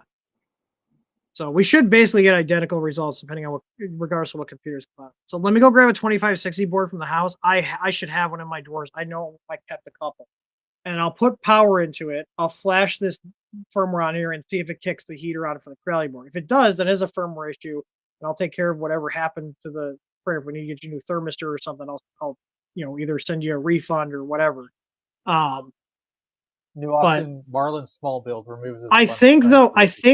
if you just disable this and you want 7 points, and honestly, I'm just going to disable this. I'm going to set some logic here where if these points are higher than 7 or higher than 6, I'm going to disable the bilinear subdivision. But let me go grab that board and check. Yeah. I'll be right back. I can pull this out. I'll be right back. Sorry that this stream is taking longer, Chris, but I want to check this out. There's a kitty cat. That's okay. Okay, bye. He's running into the house. I shut off all the lights on him. I found a way to summon my cat. And how'd you do that? I was scrolling through reels on Facebook in bed. Oh boy. And some of them were cat videos. And it was like, play the sound to summon to have your cat running. And he runs. Oh, is it that like meow meow meow meow? Yep. See, he's excited.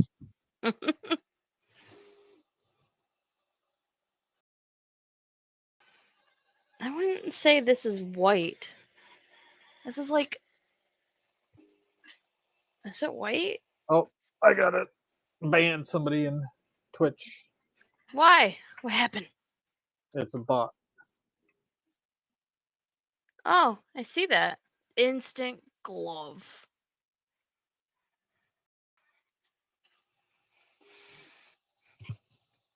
Finally got it going. I had to pick out all the colors for my multicolor print. I sent it to you what I'm making. Subdivision of a 7x7 grid will definitely use a lot of SRAM, like 480 extra. Yeah, it's up to 97.5% RAM usage. Okay, that was cold as shit. It is cold as shit. Okay. I have a 2560 board. This is the same CPU. Yeah, no bots allowed. For the most part, same pin configuration, but the important part, same heater pin configuration as a board he's using. So let's see what this does. Got my power adapter here to test. I gotta get a mini USB cable and LCD quick. Give me a sec.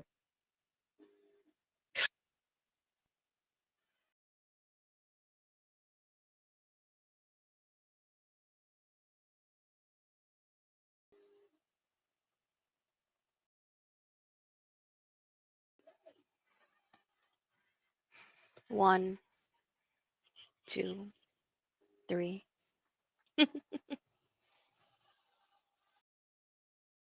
It's either the V2.1 or the 2.2.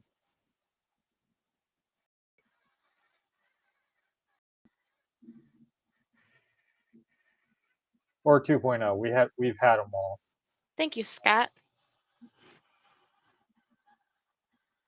All right.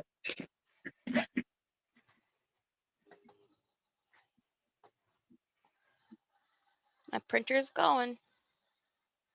All right. I got a 12864. Tim or 2560 Scott wants board. to know what version.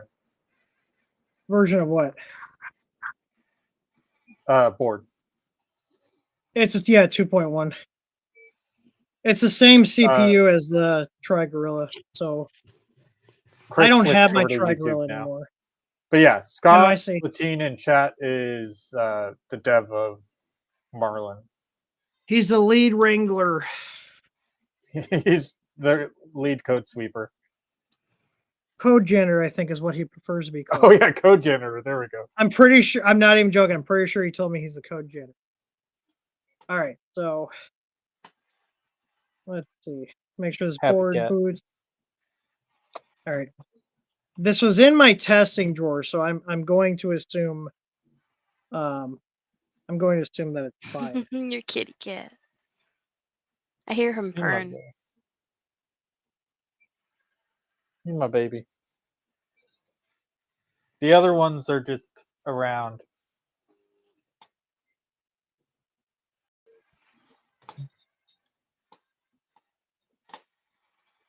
he Let's see. decided to climb me in this very thin shirt. It hurt a lot. I forgot. I gotta do the old flip the plugs around on the 12864 with the quality. Got to be extra nerdy lately, working on Marlin Autobuild to get that automatic config updating ready for upcoming release. Nice. All right, let's see. I'm assuming this has firmware on it. It was in my test board or test bin. EXP 2 to 2. Cat. I agree, Relax. Scott. Cats are the best. I love my baby. He's my baby. I'm even wearing a cat shirt. I'm assuming this board has firmware on it, but it's not acting It like it has should. firmware on it. I'll just try to Oh, flash we're it. chooching now. We're shaking my desk.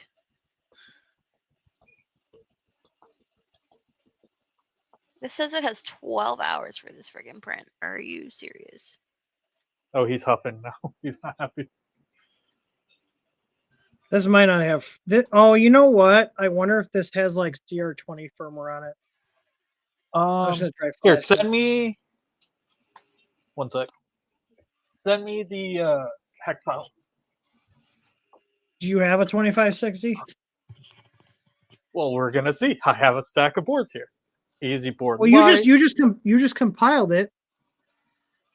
I compiled the. Would you have a 2560? You might from your S4. Creality V1.12, I hit the wrong MKS button. Janelle, and PIO MKS home. Janelle. Wait, I should have a Device. V2 board because I had the dual extruder board. Oh, this is gonna be so pretty. Okay, I need to see what COM port this is on. So I unplug it. I think it's COM3. Yeah, it's COM3. All right.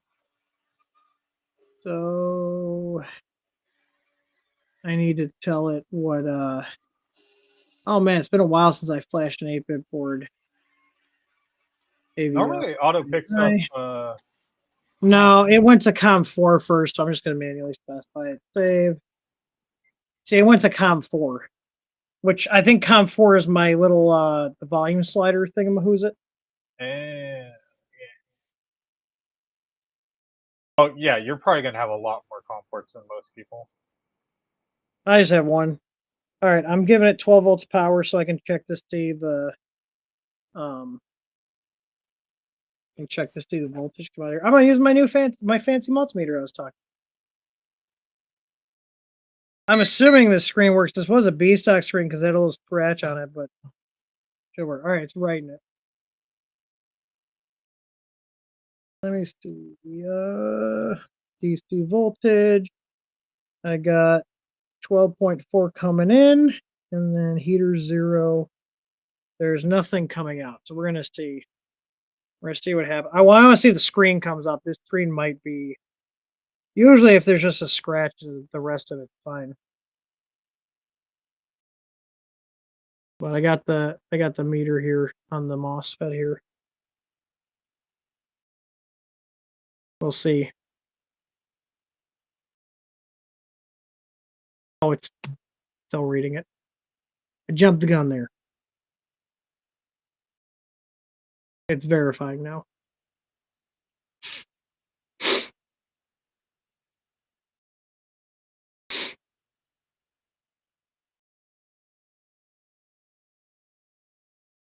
forgot how long these take to flash.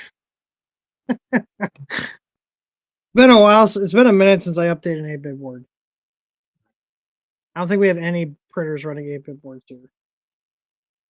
Okay, so I got the Unified 2 boot screen.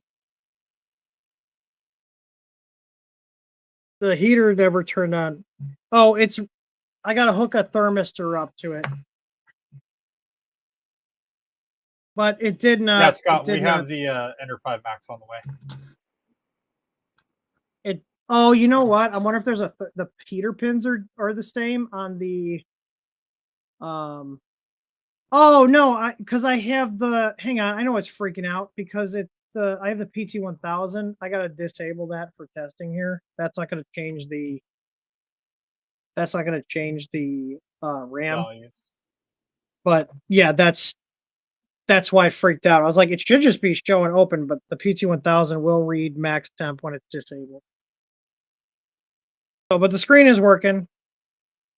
It's going to max temp because it's the I'm sorry if you guys can hear it. It should shut up in a second. Only when you're I covered it talking, with you my hear a oh, there it little goes. There it goes. Yeah, it All right. doesn't change RAM usage. All right, so I'm on the Hey, heater Mike. 0 pin, which is the hot end output. Well, I think I have time to go pee really quick. I'll be right back. No, not allowed. Sorry.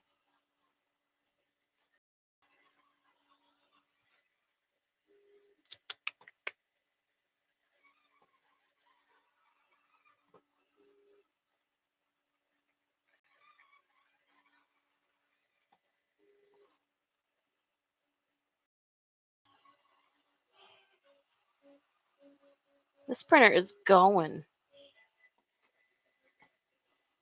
My poor desk.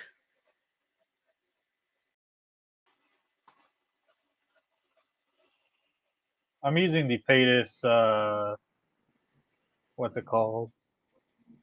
The end coat, the hardened steel with the end coat coating. Very nice. I'm actually going to be switching to all 0.5 nozzles on the bigger printers. Look at that. I had time to go pee and wash my hands quick before it was done flashing. All right, let's see. Heater 0. It's not turning the MOSFET on. There's something else going on then. Let's check the other MOSFET. That the second heater's off. The bed heater's off.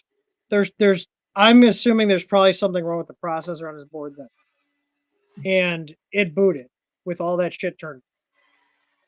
Hang on. Not boot looping or anything? No, there's something wrong with his board. Like, working just fine.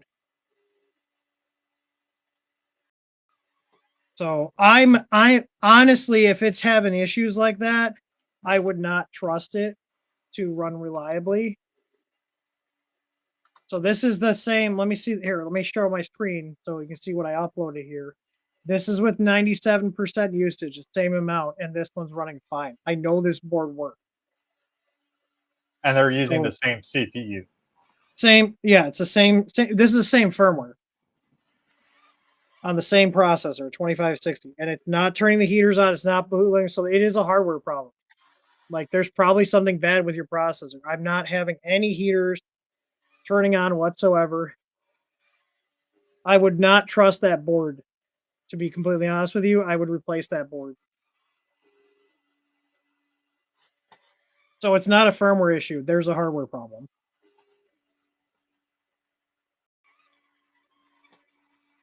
Because like I said, I have never had a board, even when it boot loops, I've never had to turn any pins on. Yeah, neither have I.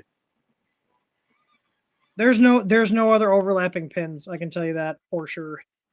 It's just a Rams board, Scott. The Tri-Gorilla is a Rams board. That's why I can run the firmware on this reality board. But you can see here, even with 97% RAM usage, it's running fine. So, and Chris, we weren't trying to like shove you off, but like we know this stuff, and like the reason I have these old boards still, it's not in a printer, is so I can test when we do new releases. I test, especially on these old ones, because these are usually the most finicky, so we can make sure the firmware works. And this is working fine. It's wild that we can still run all this shit on these old boards. Right. Like, here's the thing: if I did this, so I did it live because I'm very transparent here. If this screwed up, I would gladly cover any damages to the printer and fix the firmware, but it's not a firmware problem. If it was, this board would be doing the exact same. Because this is the Chiron. Like, I literally just flashed the Chiron firmware on here. None of the heaters turned on. So I'm not saying we never make mistakes, but like we do know our shit when it comes to this stuff. So, and even Scott said it shouldn't be doing that. So I'm going to assume there's probably a bad spot of memory in that chip. And since you're actually using it, It's just screwing with it. So now you could just lower the memory usage and use it like that. But me personally, knowing that there's an issue with it, Bad I would not sector on it. trust, because you could be running it. It's a big printer. You're probably running really long prints. Who knows, like, if more of the memory could start going bad, and it could be fine. Maybe it'll be fine for years, but there's no way to tell. And as soon as I start seeing instability with a board, I just replaced it. It's not worth having a fire start, because the thing is, if the processor, which controls everything, is not properly running, then it can't do anything. We could have all the protections in the software we want, but if the hardware is screwing up and it's not running the software correctly, it's useless. So, but sadly, there's no easy replacement for that board. Like, Yeah, honestly, you don't want a house fire, exactly. yeah. So like I said, that's why I do it. I don't hide shit here. That's why we just did it live here.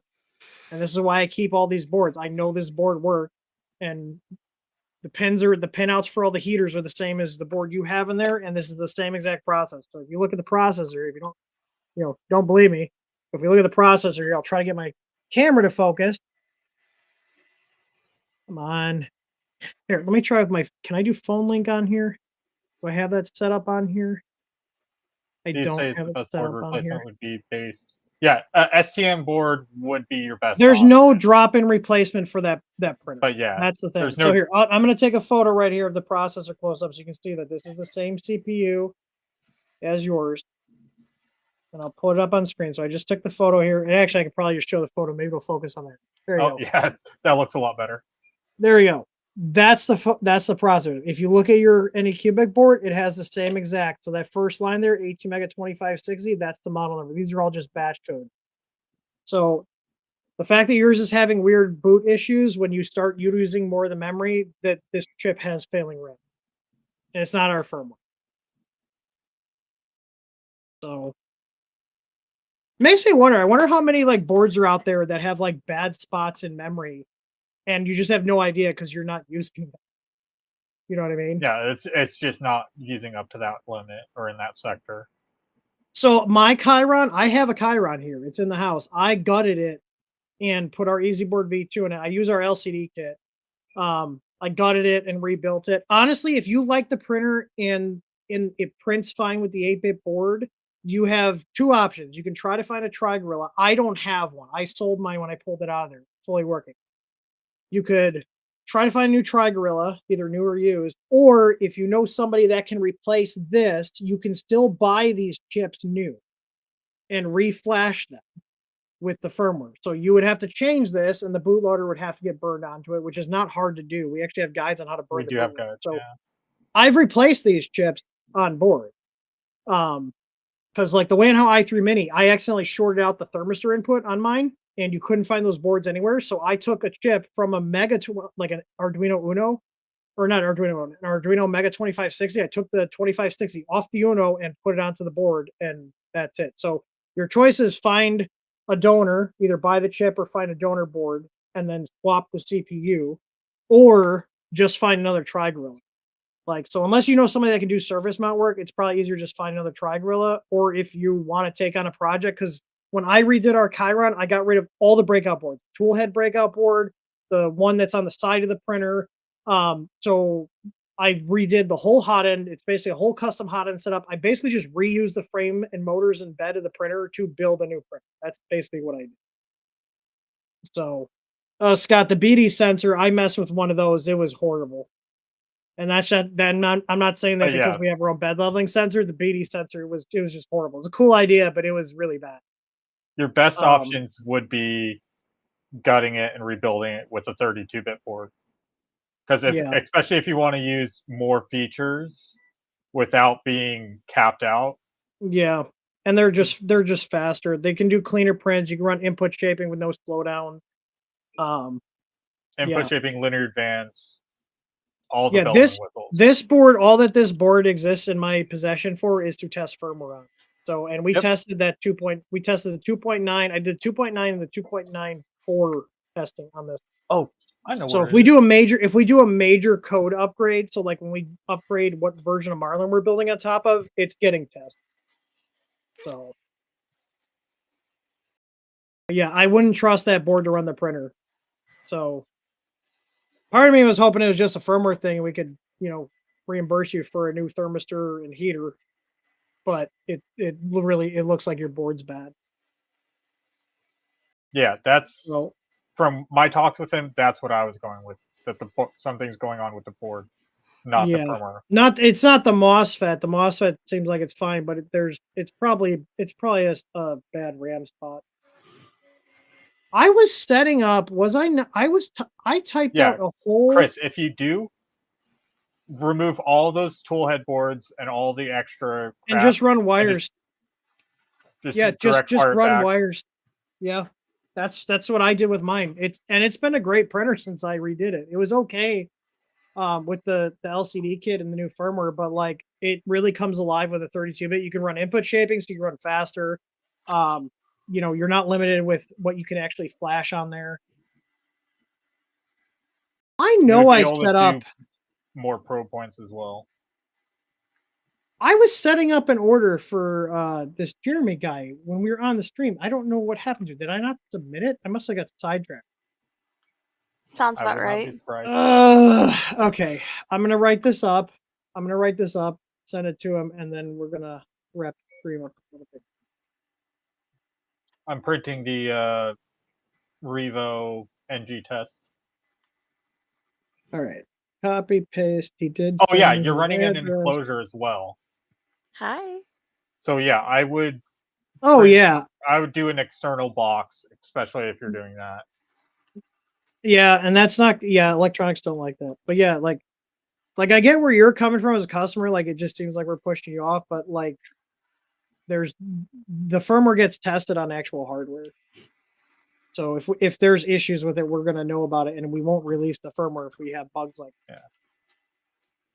And generally, if it's one person having it, it's not a firmware issue; it's a hardware issue as well. Yeah, people let getting us a know when lot- there's problems. Yeah, generally people let us know very quickly if there's a lot of problems, especially with that Yep. firmware being out for over 3 months in that Two version. 2.9. If there were going to be new issues, 2.9 release would have been the one where they'd show up.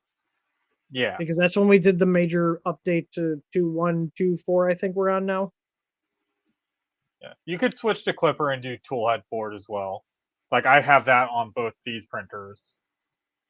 Yeah. And I it's a mean, nice personally, for the setup. Chiron, I don't think you need a tool head board. No. I'll use tool head boards It's- when it makes sense, but like it just doesn't. It doesn't make sense. I'm just typing this invoice up, and I'm going to save it this time. Yeah, if you're doing a lot more with it, if you have like extra thermistors for like a chamber temperature sensor and things like that, you can add a toolhead board to give you a bit more IO if you're running Clipper. But for the most part, it's not needed. It's just more info for you to look at. Actually, speaking of tool or chamber thermistor, 65 degrees. That's toasty. That's without the a chamber heater. Yeah, I was thinking, I was like, he could probably put Clipper on the like. Either way, you're working around a processor that has memory issues. Octopi so runs the enclosure. Yeah, there you go. copy link address. Okay. All right. I just sent Jeremy his invoice. I mean, I already sent him the paid shipping label, but he made a good point. So it's an Elegoo printer we're working on. It's a resin printer. He's like, well, you do have like a $90 LCD here as collateral because he drop shipped an LCD to us because we're replacing the screen in it. And I was like, you know what? That's fair enough. I'll just send you a label because if you end up flaking on us or not doing anything, we can just restore the screen. All right, that's that. I'm seeing if there's anything else I need to follow up here. The child is eating.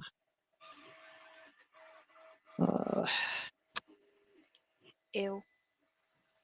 Almost done. I'm just gonna reply. Dude, there's this Oh. one guy that like has been going back and forth with us for like 2 weeks and like keeps changing things. I'm just like getting annoyed. It's like Stick with like, one dude, thing. like yeah.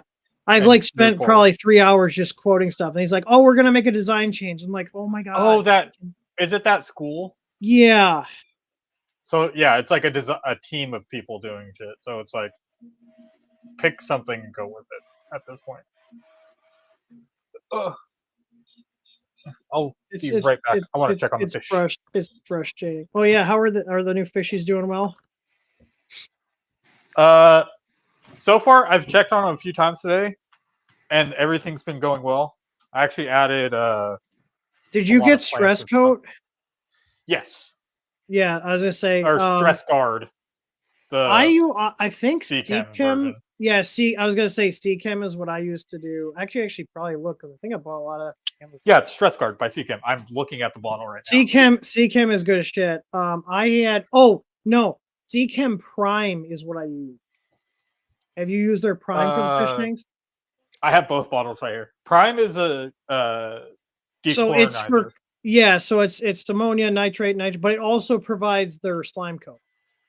Yeah. So you don't. I was doing both. I don't think you need both though. Have you tried their Flourish product? That's for the plants. I Have you have tried not, that? but I wanted to. It works really well. I'm just going through my purchase history. It worked really well. And they I was also curious have about the printer. they also have a thing you can put in there. You should probably get this. It's called the ammonia alert. You just stick it on the window and it'll change colors Freak out when it's too high. if the ammonia levels get too high. Let me grab a picture. I would Wait, did we definitely just get a recommend. Facebook message for likes and I stuff? saw. I just saw For that. what? Yeah, like For if what? someone banned them. I'll pay log for- into pay for Facebook in a views. bit. I got it right now. Hang on, what's going on? They want you to pay for views. I already banned somebody in Twitch chat for it.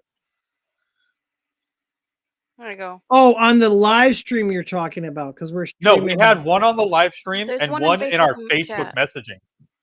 Oh, it's okay. I gotta go into the Meta Business Suite or whatever the hell they call it. Yeah, Ew, that's why I said I'll log in you a are bit. so messy. I got it. I'm inboxed here. Here. Oh, it's not gonna work. Oh, I'll have Prime to- also comes in a powder. Oh, so you can just like mix it up. Yeah, that's not a bad idea. And block. Get blocked. Olivia says hello. Hello, chat. Hi. There's a lot of spam. in Yeah, here. there is. Dude, Facebook, like they're all about, they put all that money into all this, censoring people, and they can't get their spam under control. Like, imagine if they Nope. took all that money and staff that they took to censoring people that have views they don't agree with and put it into controlling spam. It would probably be a really good platform. It's a little Comment. cloudy because I added this earlier today. That looks cool. I like This that. is our ASA carbon fiber. Hey Nadir, hope you're doing well, dude. Hey, Tor, my I think free that little print, shrimp. I think the moisture content on that print is going to be a little high. Maybe just a little bit. But yeah, I added that earlier today. It's pretty. I need to wait for the Stop trying to stop stop trying to smudge this into my onesie. I mean, honestly, like going back to Chris's thing, if you don't want to put the effort in putting in just getting the same board would be fine. But if you have the know-how and the time to just gut it and put in a better board, I would just gut it and put in a better board. I might even have, hang on, I think I have a Fusion file because we designed, it's not posted anywhere on our site. I don't know if you still watch. I think we have a bracket that I use for mine. Now the fitment's not perfect, but it worked. To put the easy board in the Chiron. And then I basically mounted it so it was next to the sidewall, but I did have to take a Dremel and mark out, and I cut out to get access to the SD slot in the USB port. you know what that would be? I mean, you could, I'm looking here. But the thing is, our board can go in an enclosure. We run our boards in enclosures all the time. Oh yeah, here we go. I still have it right here. I need to She's throw a getting lot of so stuff big. in. I can send this miscellaneous to stuff. him if he wants. But this goes in. I think there were some standoffs here, but this bolts in where the Tri-Gorilla was, and then the Easy Bore goes there. This is just an internal part. I haven't posted this anywhere, and it fits pretty good. Like there's some screws where it's a little tight, but you can make it work, and it works well enough for the one-off project I did. So that's what's in there. But again, Nadir, how's your baby doing? But again, the ports will be like right up against the metal enclosure. I just marked it out with permanent marker, and then I took a Dremel and cut a little access port in there with like a cutting wheel. And that's the kind of stuff you got to do when you're working with retrofitting stuff. Nadir, it's doing well, and I'm gonna be doing a video on these this weekend. There you go. There you go. I'm saving it. If he's still in chat, I'll Chris. send this over to him. But yeah, Nadir, I'm gonna be swapping out the 8 gig for a 32 gig. Doing a video on it. Did you pull my stream down? Yeah. Oh, I was like, did I forget? I thought I forgot. I forgot. No, it's fine. I'm closing out. I exported the STL. I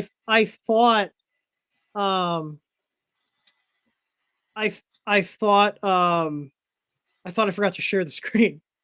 No. What do you want, Remo? Yeah, Nadir, it's been going well. I have like 900 hours on it at this point.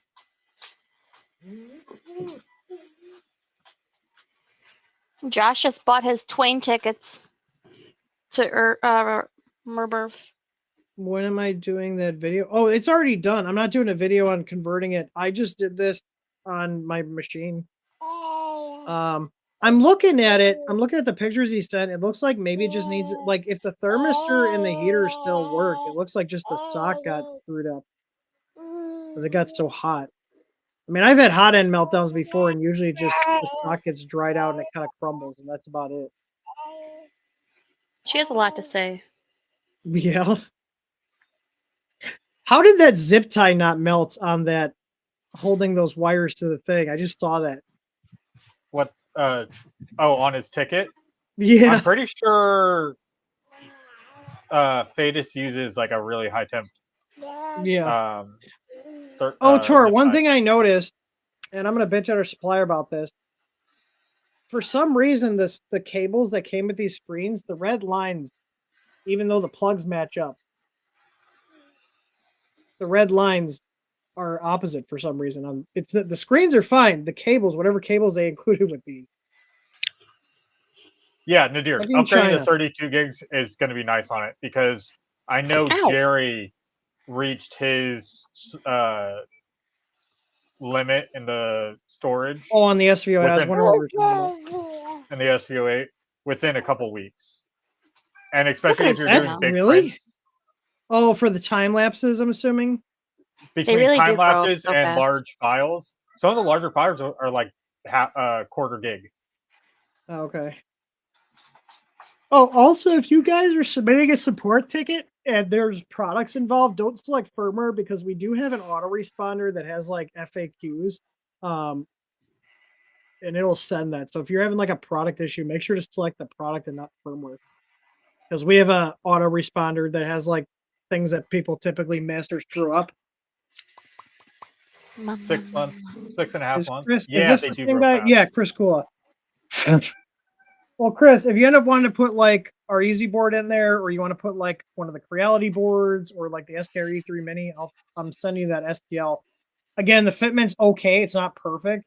I know there was like one screw hole where it was like a tight fit, but that's what I'm running in mine. And it basically you unscrew the Tri-Gorilla, you put this in there, and then you just cut a little hole to access the SD and the USB port, and that's it.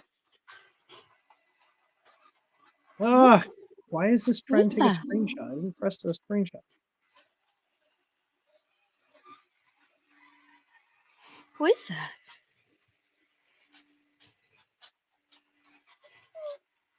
Yeah, large files and 8 gig small. Yep.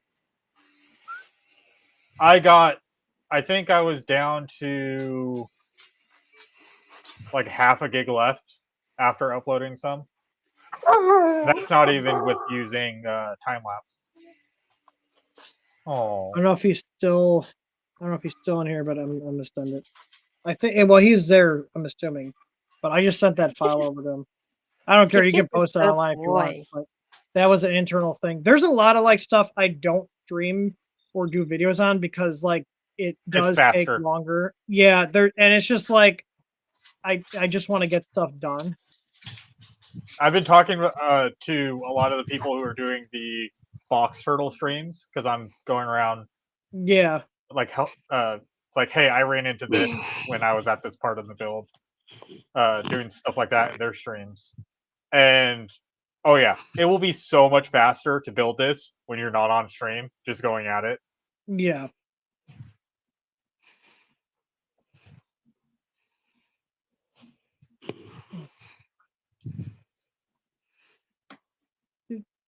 But yeah, Nadir, I was looking. Yeah, I was gonna say so they give you an 8 gig card. Is that what the eMMC is?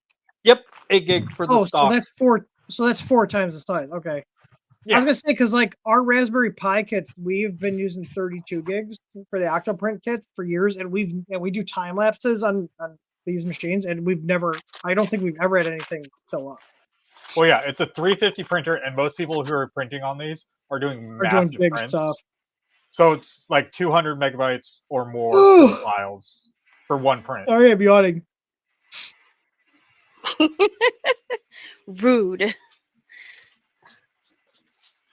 And the MCU starts to slow down. Hope to have a bigger fan for the MCU. I replaced the fan with one of ours as I unboxed it. There's a guy that literally sent us an email asking us to support a knockoff of our Easy Outboard.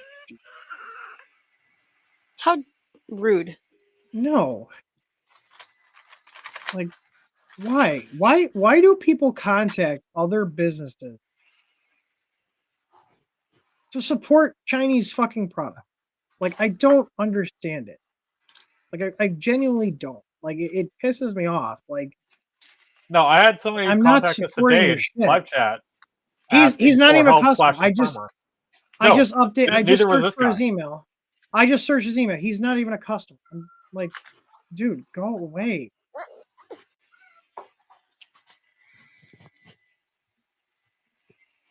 And that board isn't going to even work on it. He's trying to use it on a Wanhao Melzy board, and it's a completely different pinout. Yeah, I had somebody in live chat asking for help flashing firmware. I was like, "Do you have an order number or anything like that?" It's like, "What? I haven't ordered anything." I was like, I'm just not even responding. He sent us 3 tickets asking for free shit and help. Like, come on, dude. It's just aggravating. Have a good one, Nadir.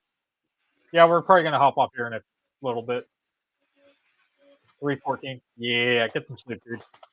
I gotta feed the tiny one. That's probably what he's doing. Up. He won't pay for support. He's literally he won't even. Yeah, no. There's nothing I can really do. He needs an adapter board to easily do this. There's no easy way to do it. It's not worth it. And the printer's not worth putting any money in, to be honest. Yeah, the support and getting like a custom board made will be probably 2 to 3 times the cost of the actual printer. Yeah. You might as well just buy another printer at that point. Is the guy that was asking about the Pi Wi-Fi? There's a ticket here. I feel like that's the same guy. The one that I showed how to do that with over SSH, anyways. Hang on, I'm scrolling up. Oh, did you answer some? I saw someone asking about the Easy boards when they're gonna be back in stock. I did not. Oh, sorry. They should be here next week. I have tracking. Okay. Let me check tracking. Oh, it says arriving February 21st. So they should be here February 21st. So next Friday. Is that next Friday? Yeah, it's next Friday. It's also FedEx, so who knows? I'm trying to see who asked the Pi question.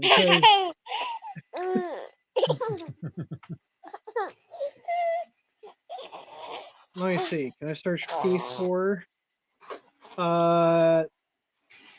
It is not an actual person's name. I don't know, though. But yeah, after the stream, I get to do some aquascaping because I have a lot more of that substrate to add.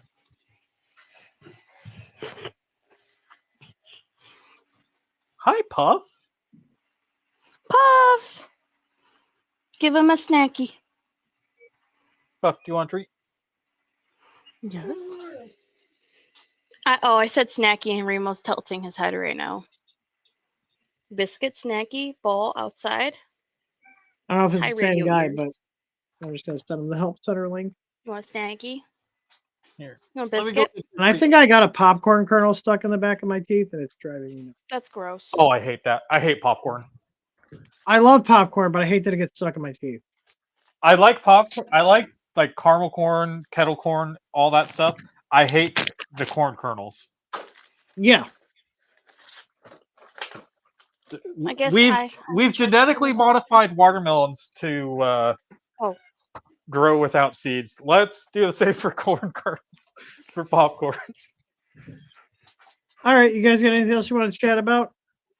I said it was Okay, gonna be a get the dog short pictures. stream, and then I said it was gonna be a short stream, and then the whole the guys defective board. Come here. derailed out. Sit. Remo. Hey, Puff. Yeah, What about buddy. Comet? Come here. Shake. Shake. Don't jump on the kid. Here. Sit. There you go. Good boy. Remo snatches it out of your hands, and then Yeah. I put You these wanna in the say fridge, bye? so he's like kind of hesitant to eat it fast. Do you want to say bye-bye? she can say, and she can She kind scream of like a says Dada Velociraptor. and Mama. She's just making sound. She has no idea what to say. She's getting there.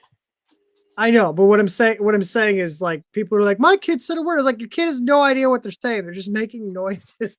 Puff. She sees you. She's looking at you. You're in the bottom right. What happens in my studio? I was out here all day because Jordan was off today. It's still set up. I was out here today.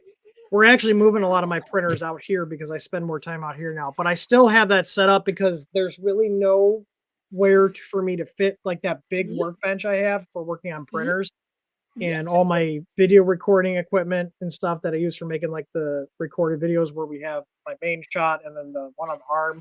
So unfortunately, I can't get my extra garage bay back. So it has to stay set up because I only have so much space out here. He wants it, but it's too cold for him.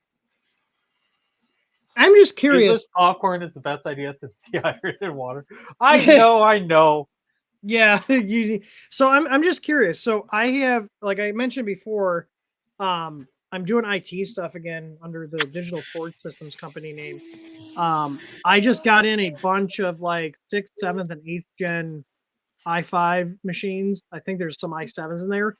Would you guys should I throw some of those up on the website? Because they'd be good for just doing slicers and shit or having an extra computer in your like workshop. Like a workstation, yeah. Like, do you think I should put some on the site? Because I have, and they're all business line desktops. They're a bunch of I have a bunch of HP Pro desks, and I also have some of the Lenovo ThinkCenter. So they're all SSD shipping or yeah. So they're all. I'd have to get boxes. I'd have to get boxes for them. But I'm talking. I have like over 30 machines here. And I've got. They're all gonna have. They came. I got them with 8 gigs of RAM. They're all gonna get upgraded to 16. And then the ThinkCenters have 512 gig NVMe drives. And then the Pro desks, the 6th and 7th gen i5 Pro desks, those all have SATA SSDs. I just don't know if people would buy. I mean, they're great. I mean, that's like basically what we use for, aside from my laptop here, because I do a lot of heavy shit. But all of our other workstations here are, those are fat or slower even. This one's a 4th gen i5. That's a 7th gen i5. And then our shipping computer is a 6th gen i5. But they don't have Windows 11 Pro on them too. I'm just curious, like, if I guess it wouldn't cost me anything to throw them on the site. Yeah.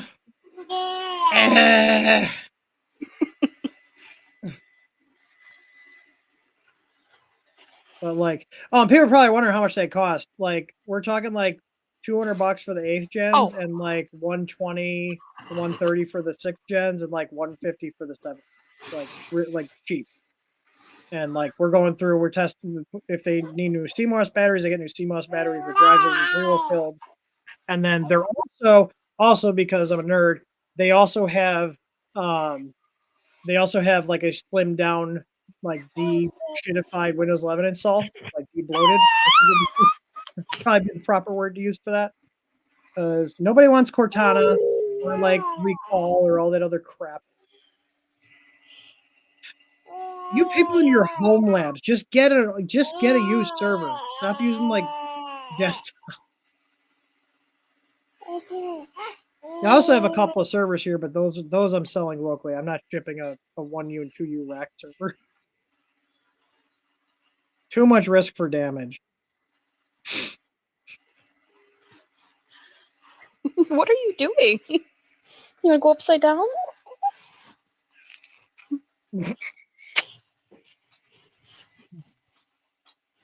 Comments like, "Hi, I want to lick her face."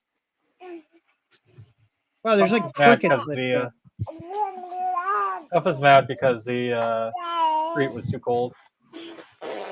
Hey Tor, did your print fail again, or is this just going? It's stringing. That's fun. You should have asked earlier because it failed twice. Oh, did it? Yeah, that's what I meant. Did your print fail again? Like, it did. Because you didn't use a brim. This is the third run. That's for the declogger, isn't it? Yes. Yeah, we run a brim on those because it's such low contact area. Yeah, because there's a hole. There's a hole in the bottom of those things. Have you played with mouse ears in Orca Slicer yet? I have not. It's I actually added the Solvol, or not the Solvol, the Olivia Microswiss loves Revo upside down in there too.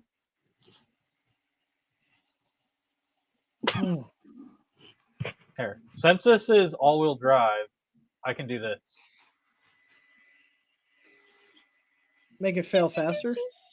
200%. Wow, it's moving so fast. You did it right when it's doing all the small stuff, so there's like no difference. I know. Yeah, it's not even getting above 80. Oh, now it's starting to get there. Well, once it gets to the larger parts, it'll go quicker. Tim, we gotta order pizza. Yeah, I gotta come and use my water pick and get that Blast shit. out. Olivia said that she's hungry. I love how nobody said anything to me asking if I should put the computers on the site. It's just fucking cricket. No, you should. Cricket. Yeah, I'll throw some up there. I'll allocate some stock to them. My fidget spinner is printing. Yeah.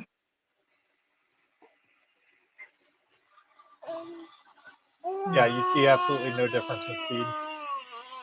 I see no. Yeah, I don't either. 300%. Let's go. She wants to go crawling. Go. She started climbing on stuff now. All right.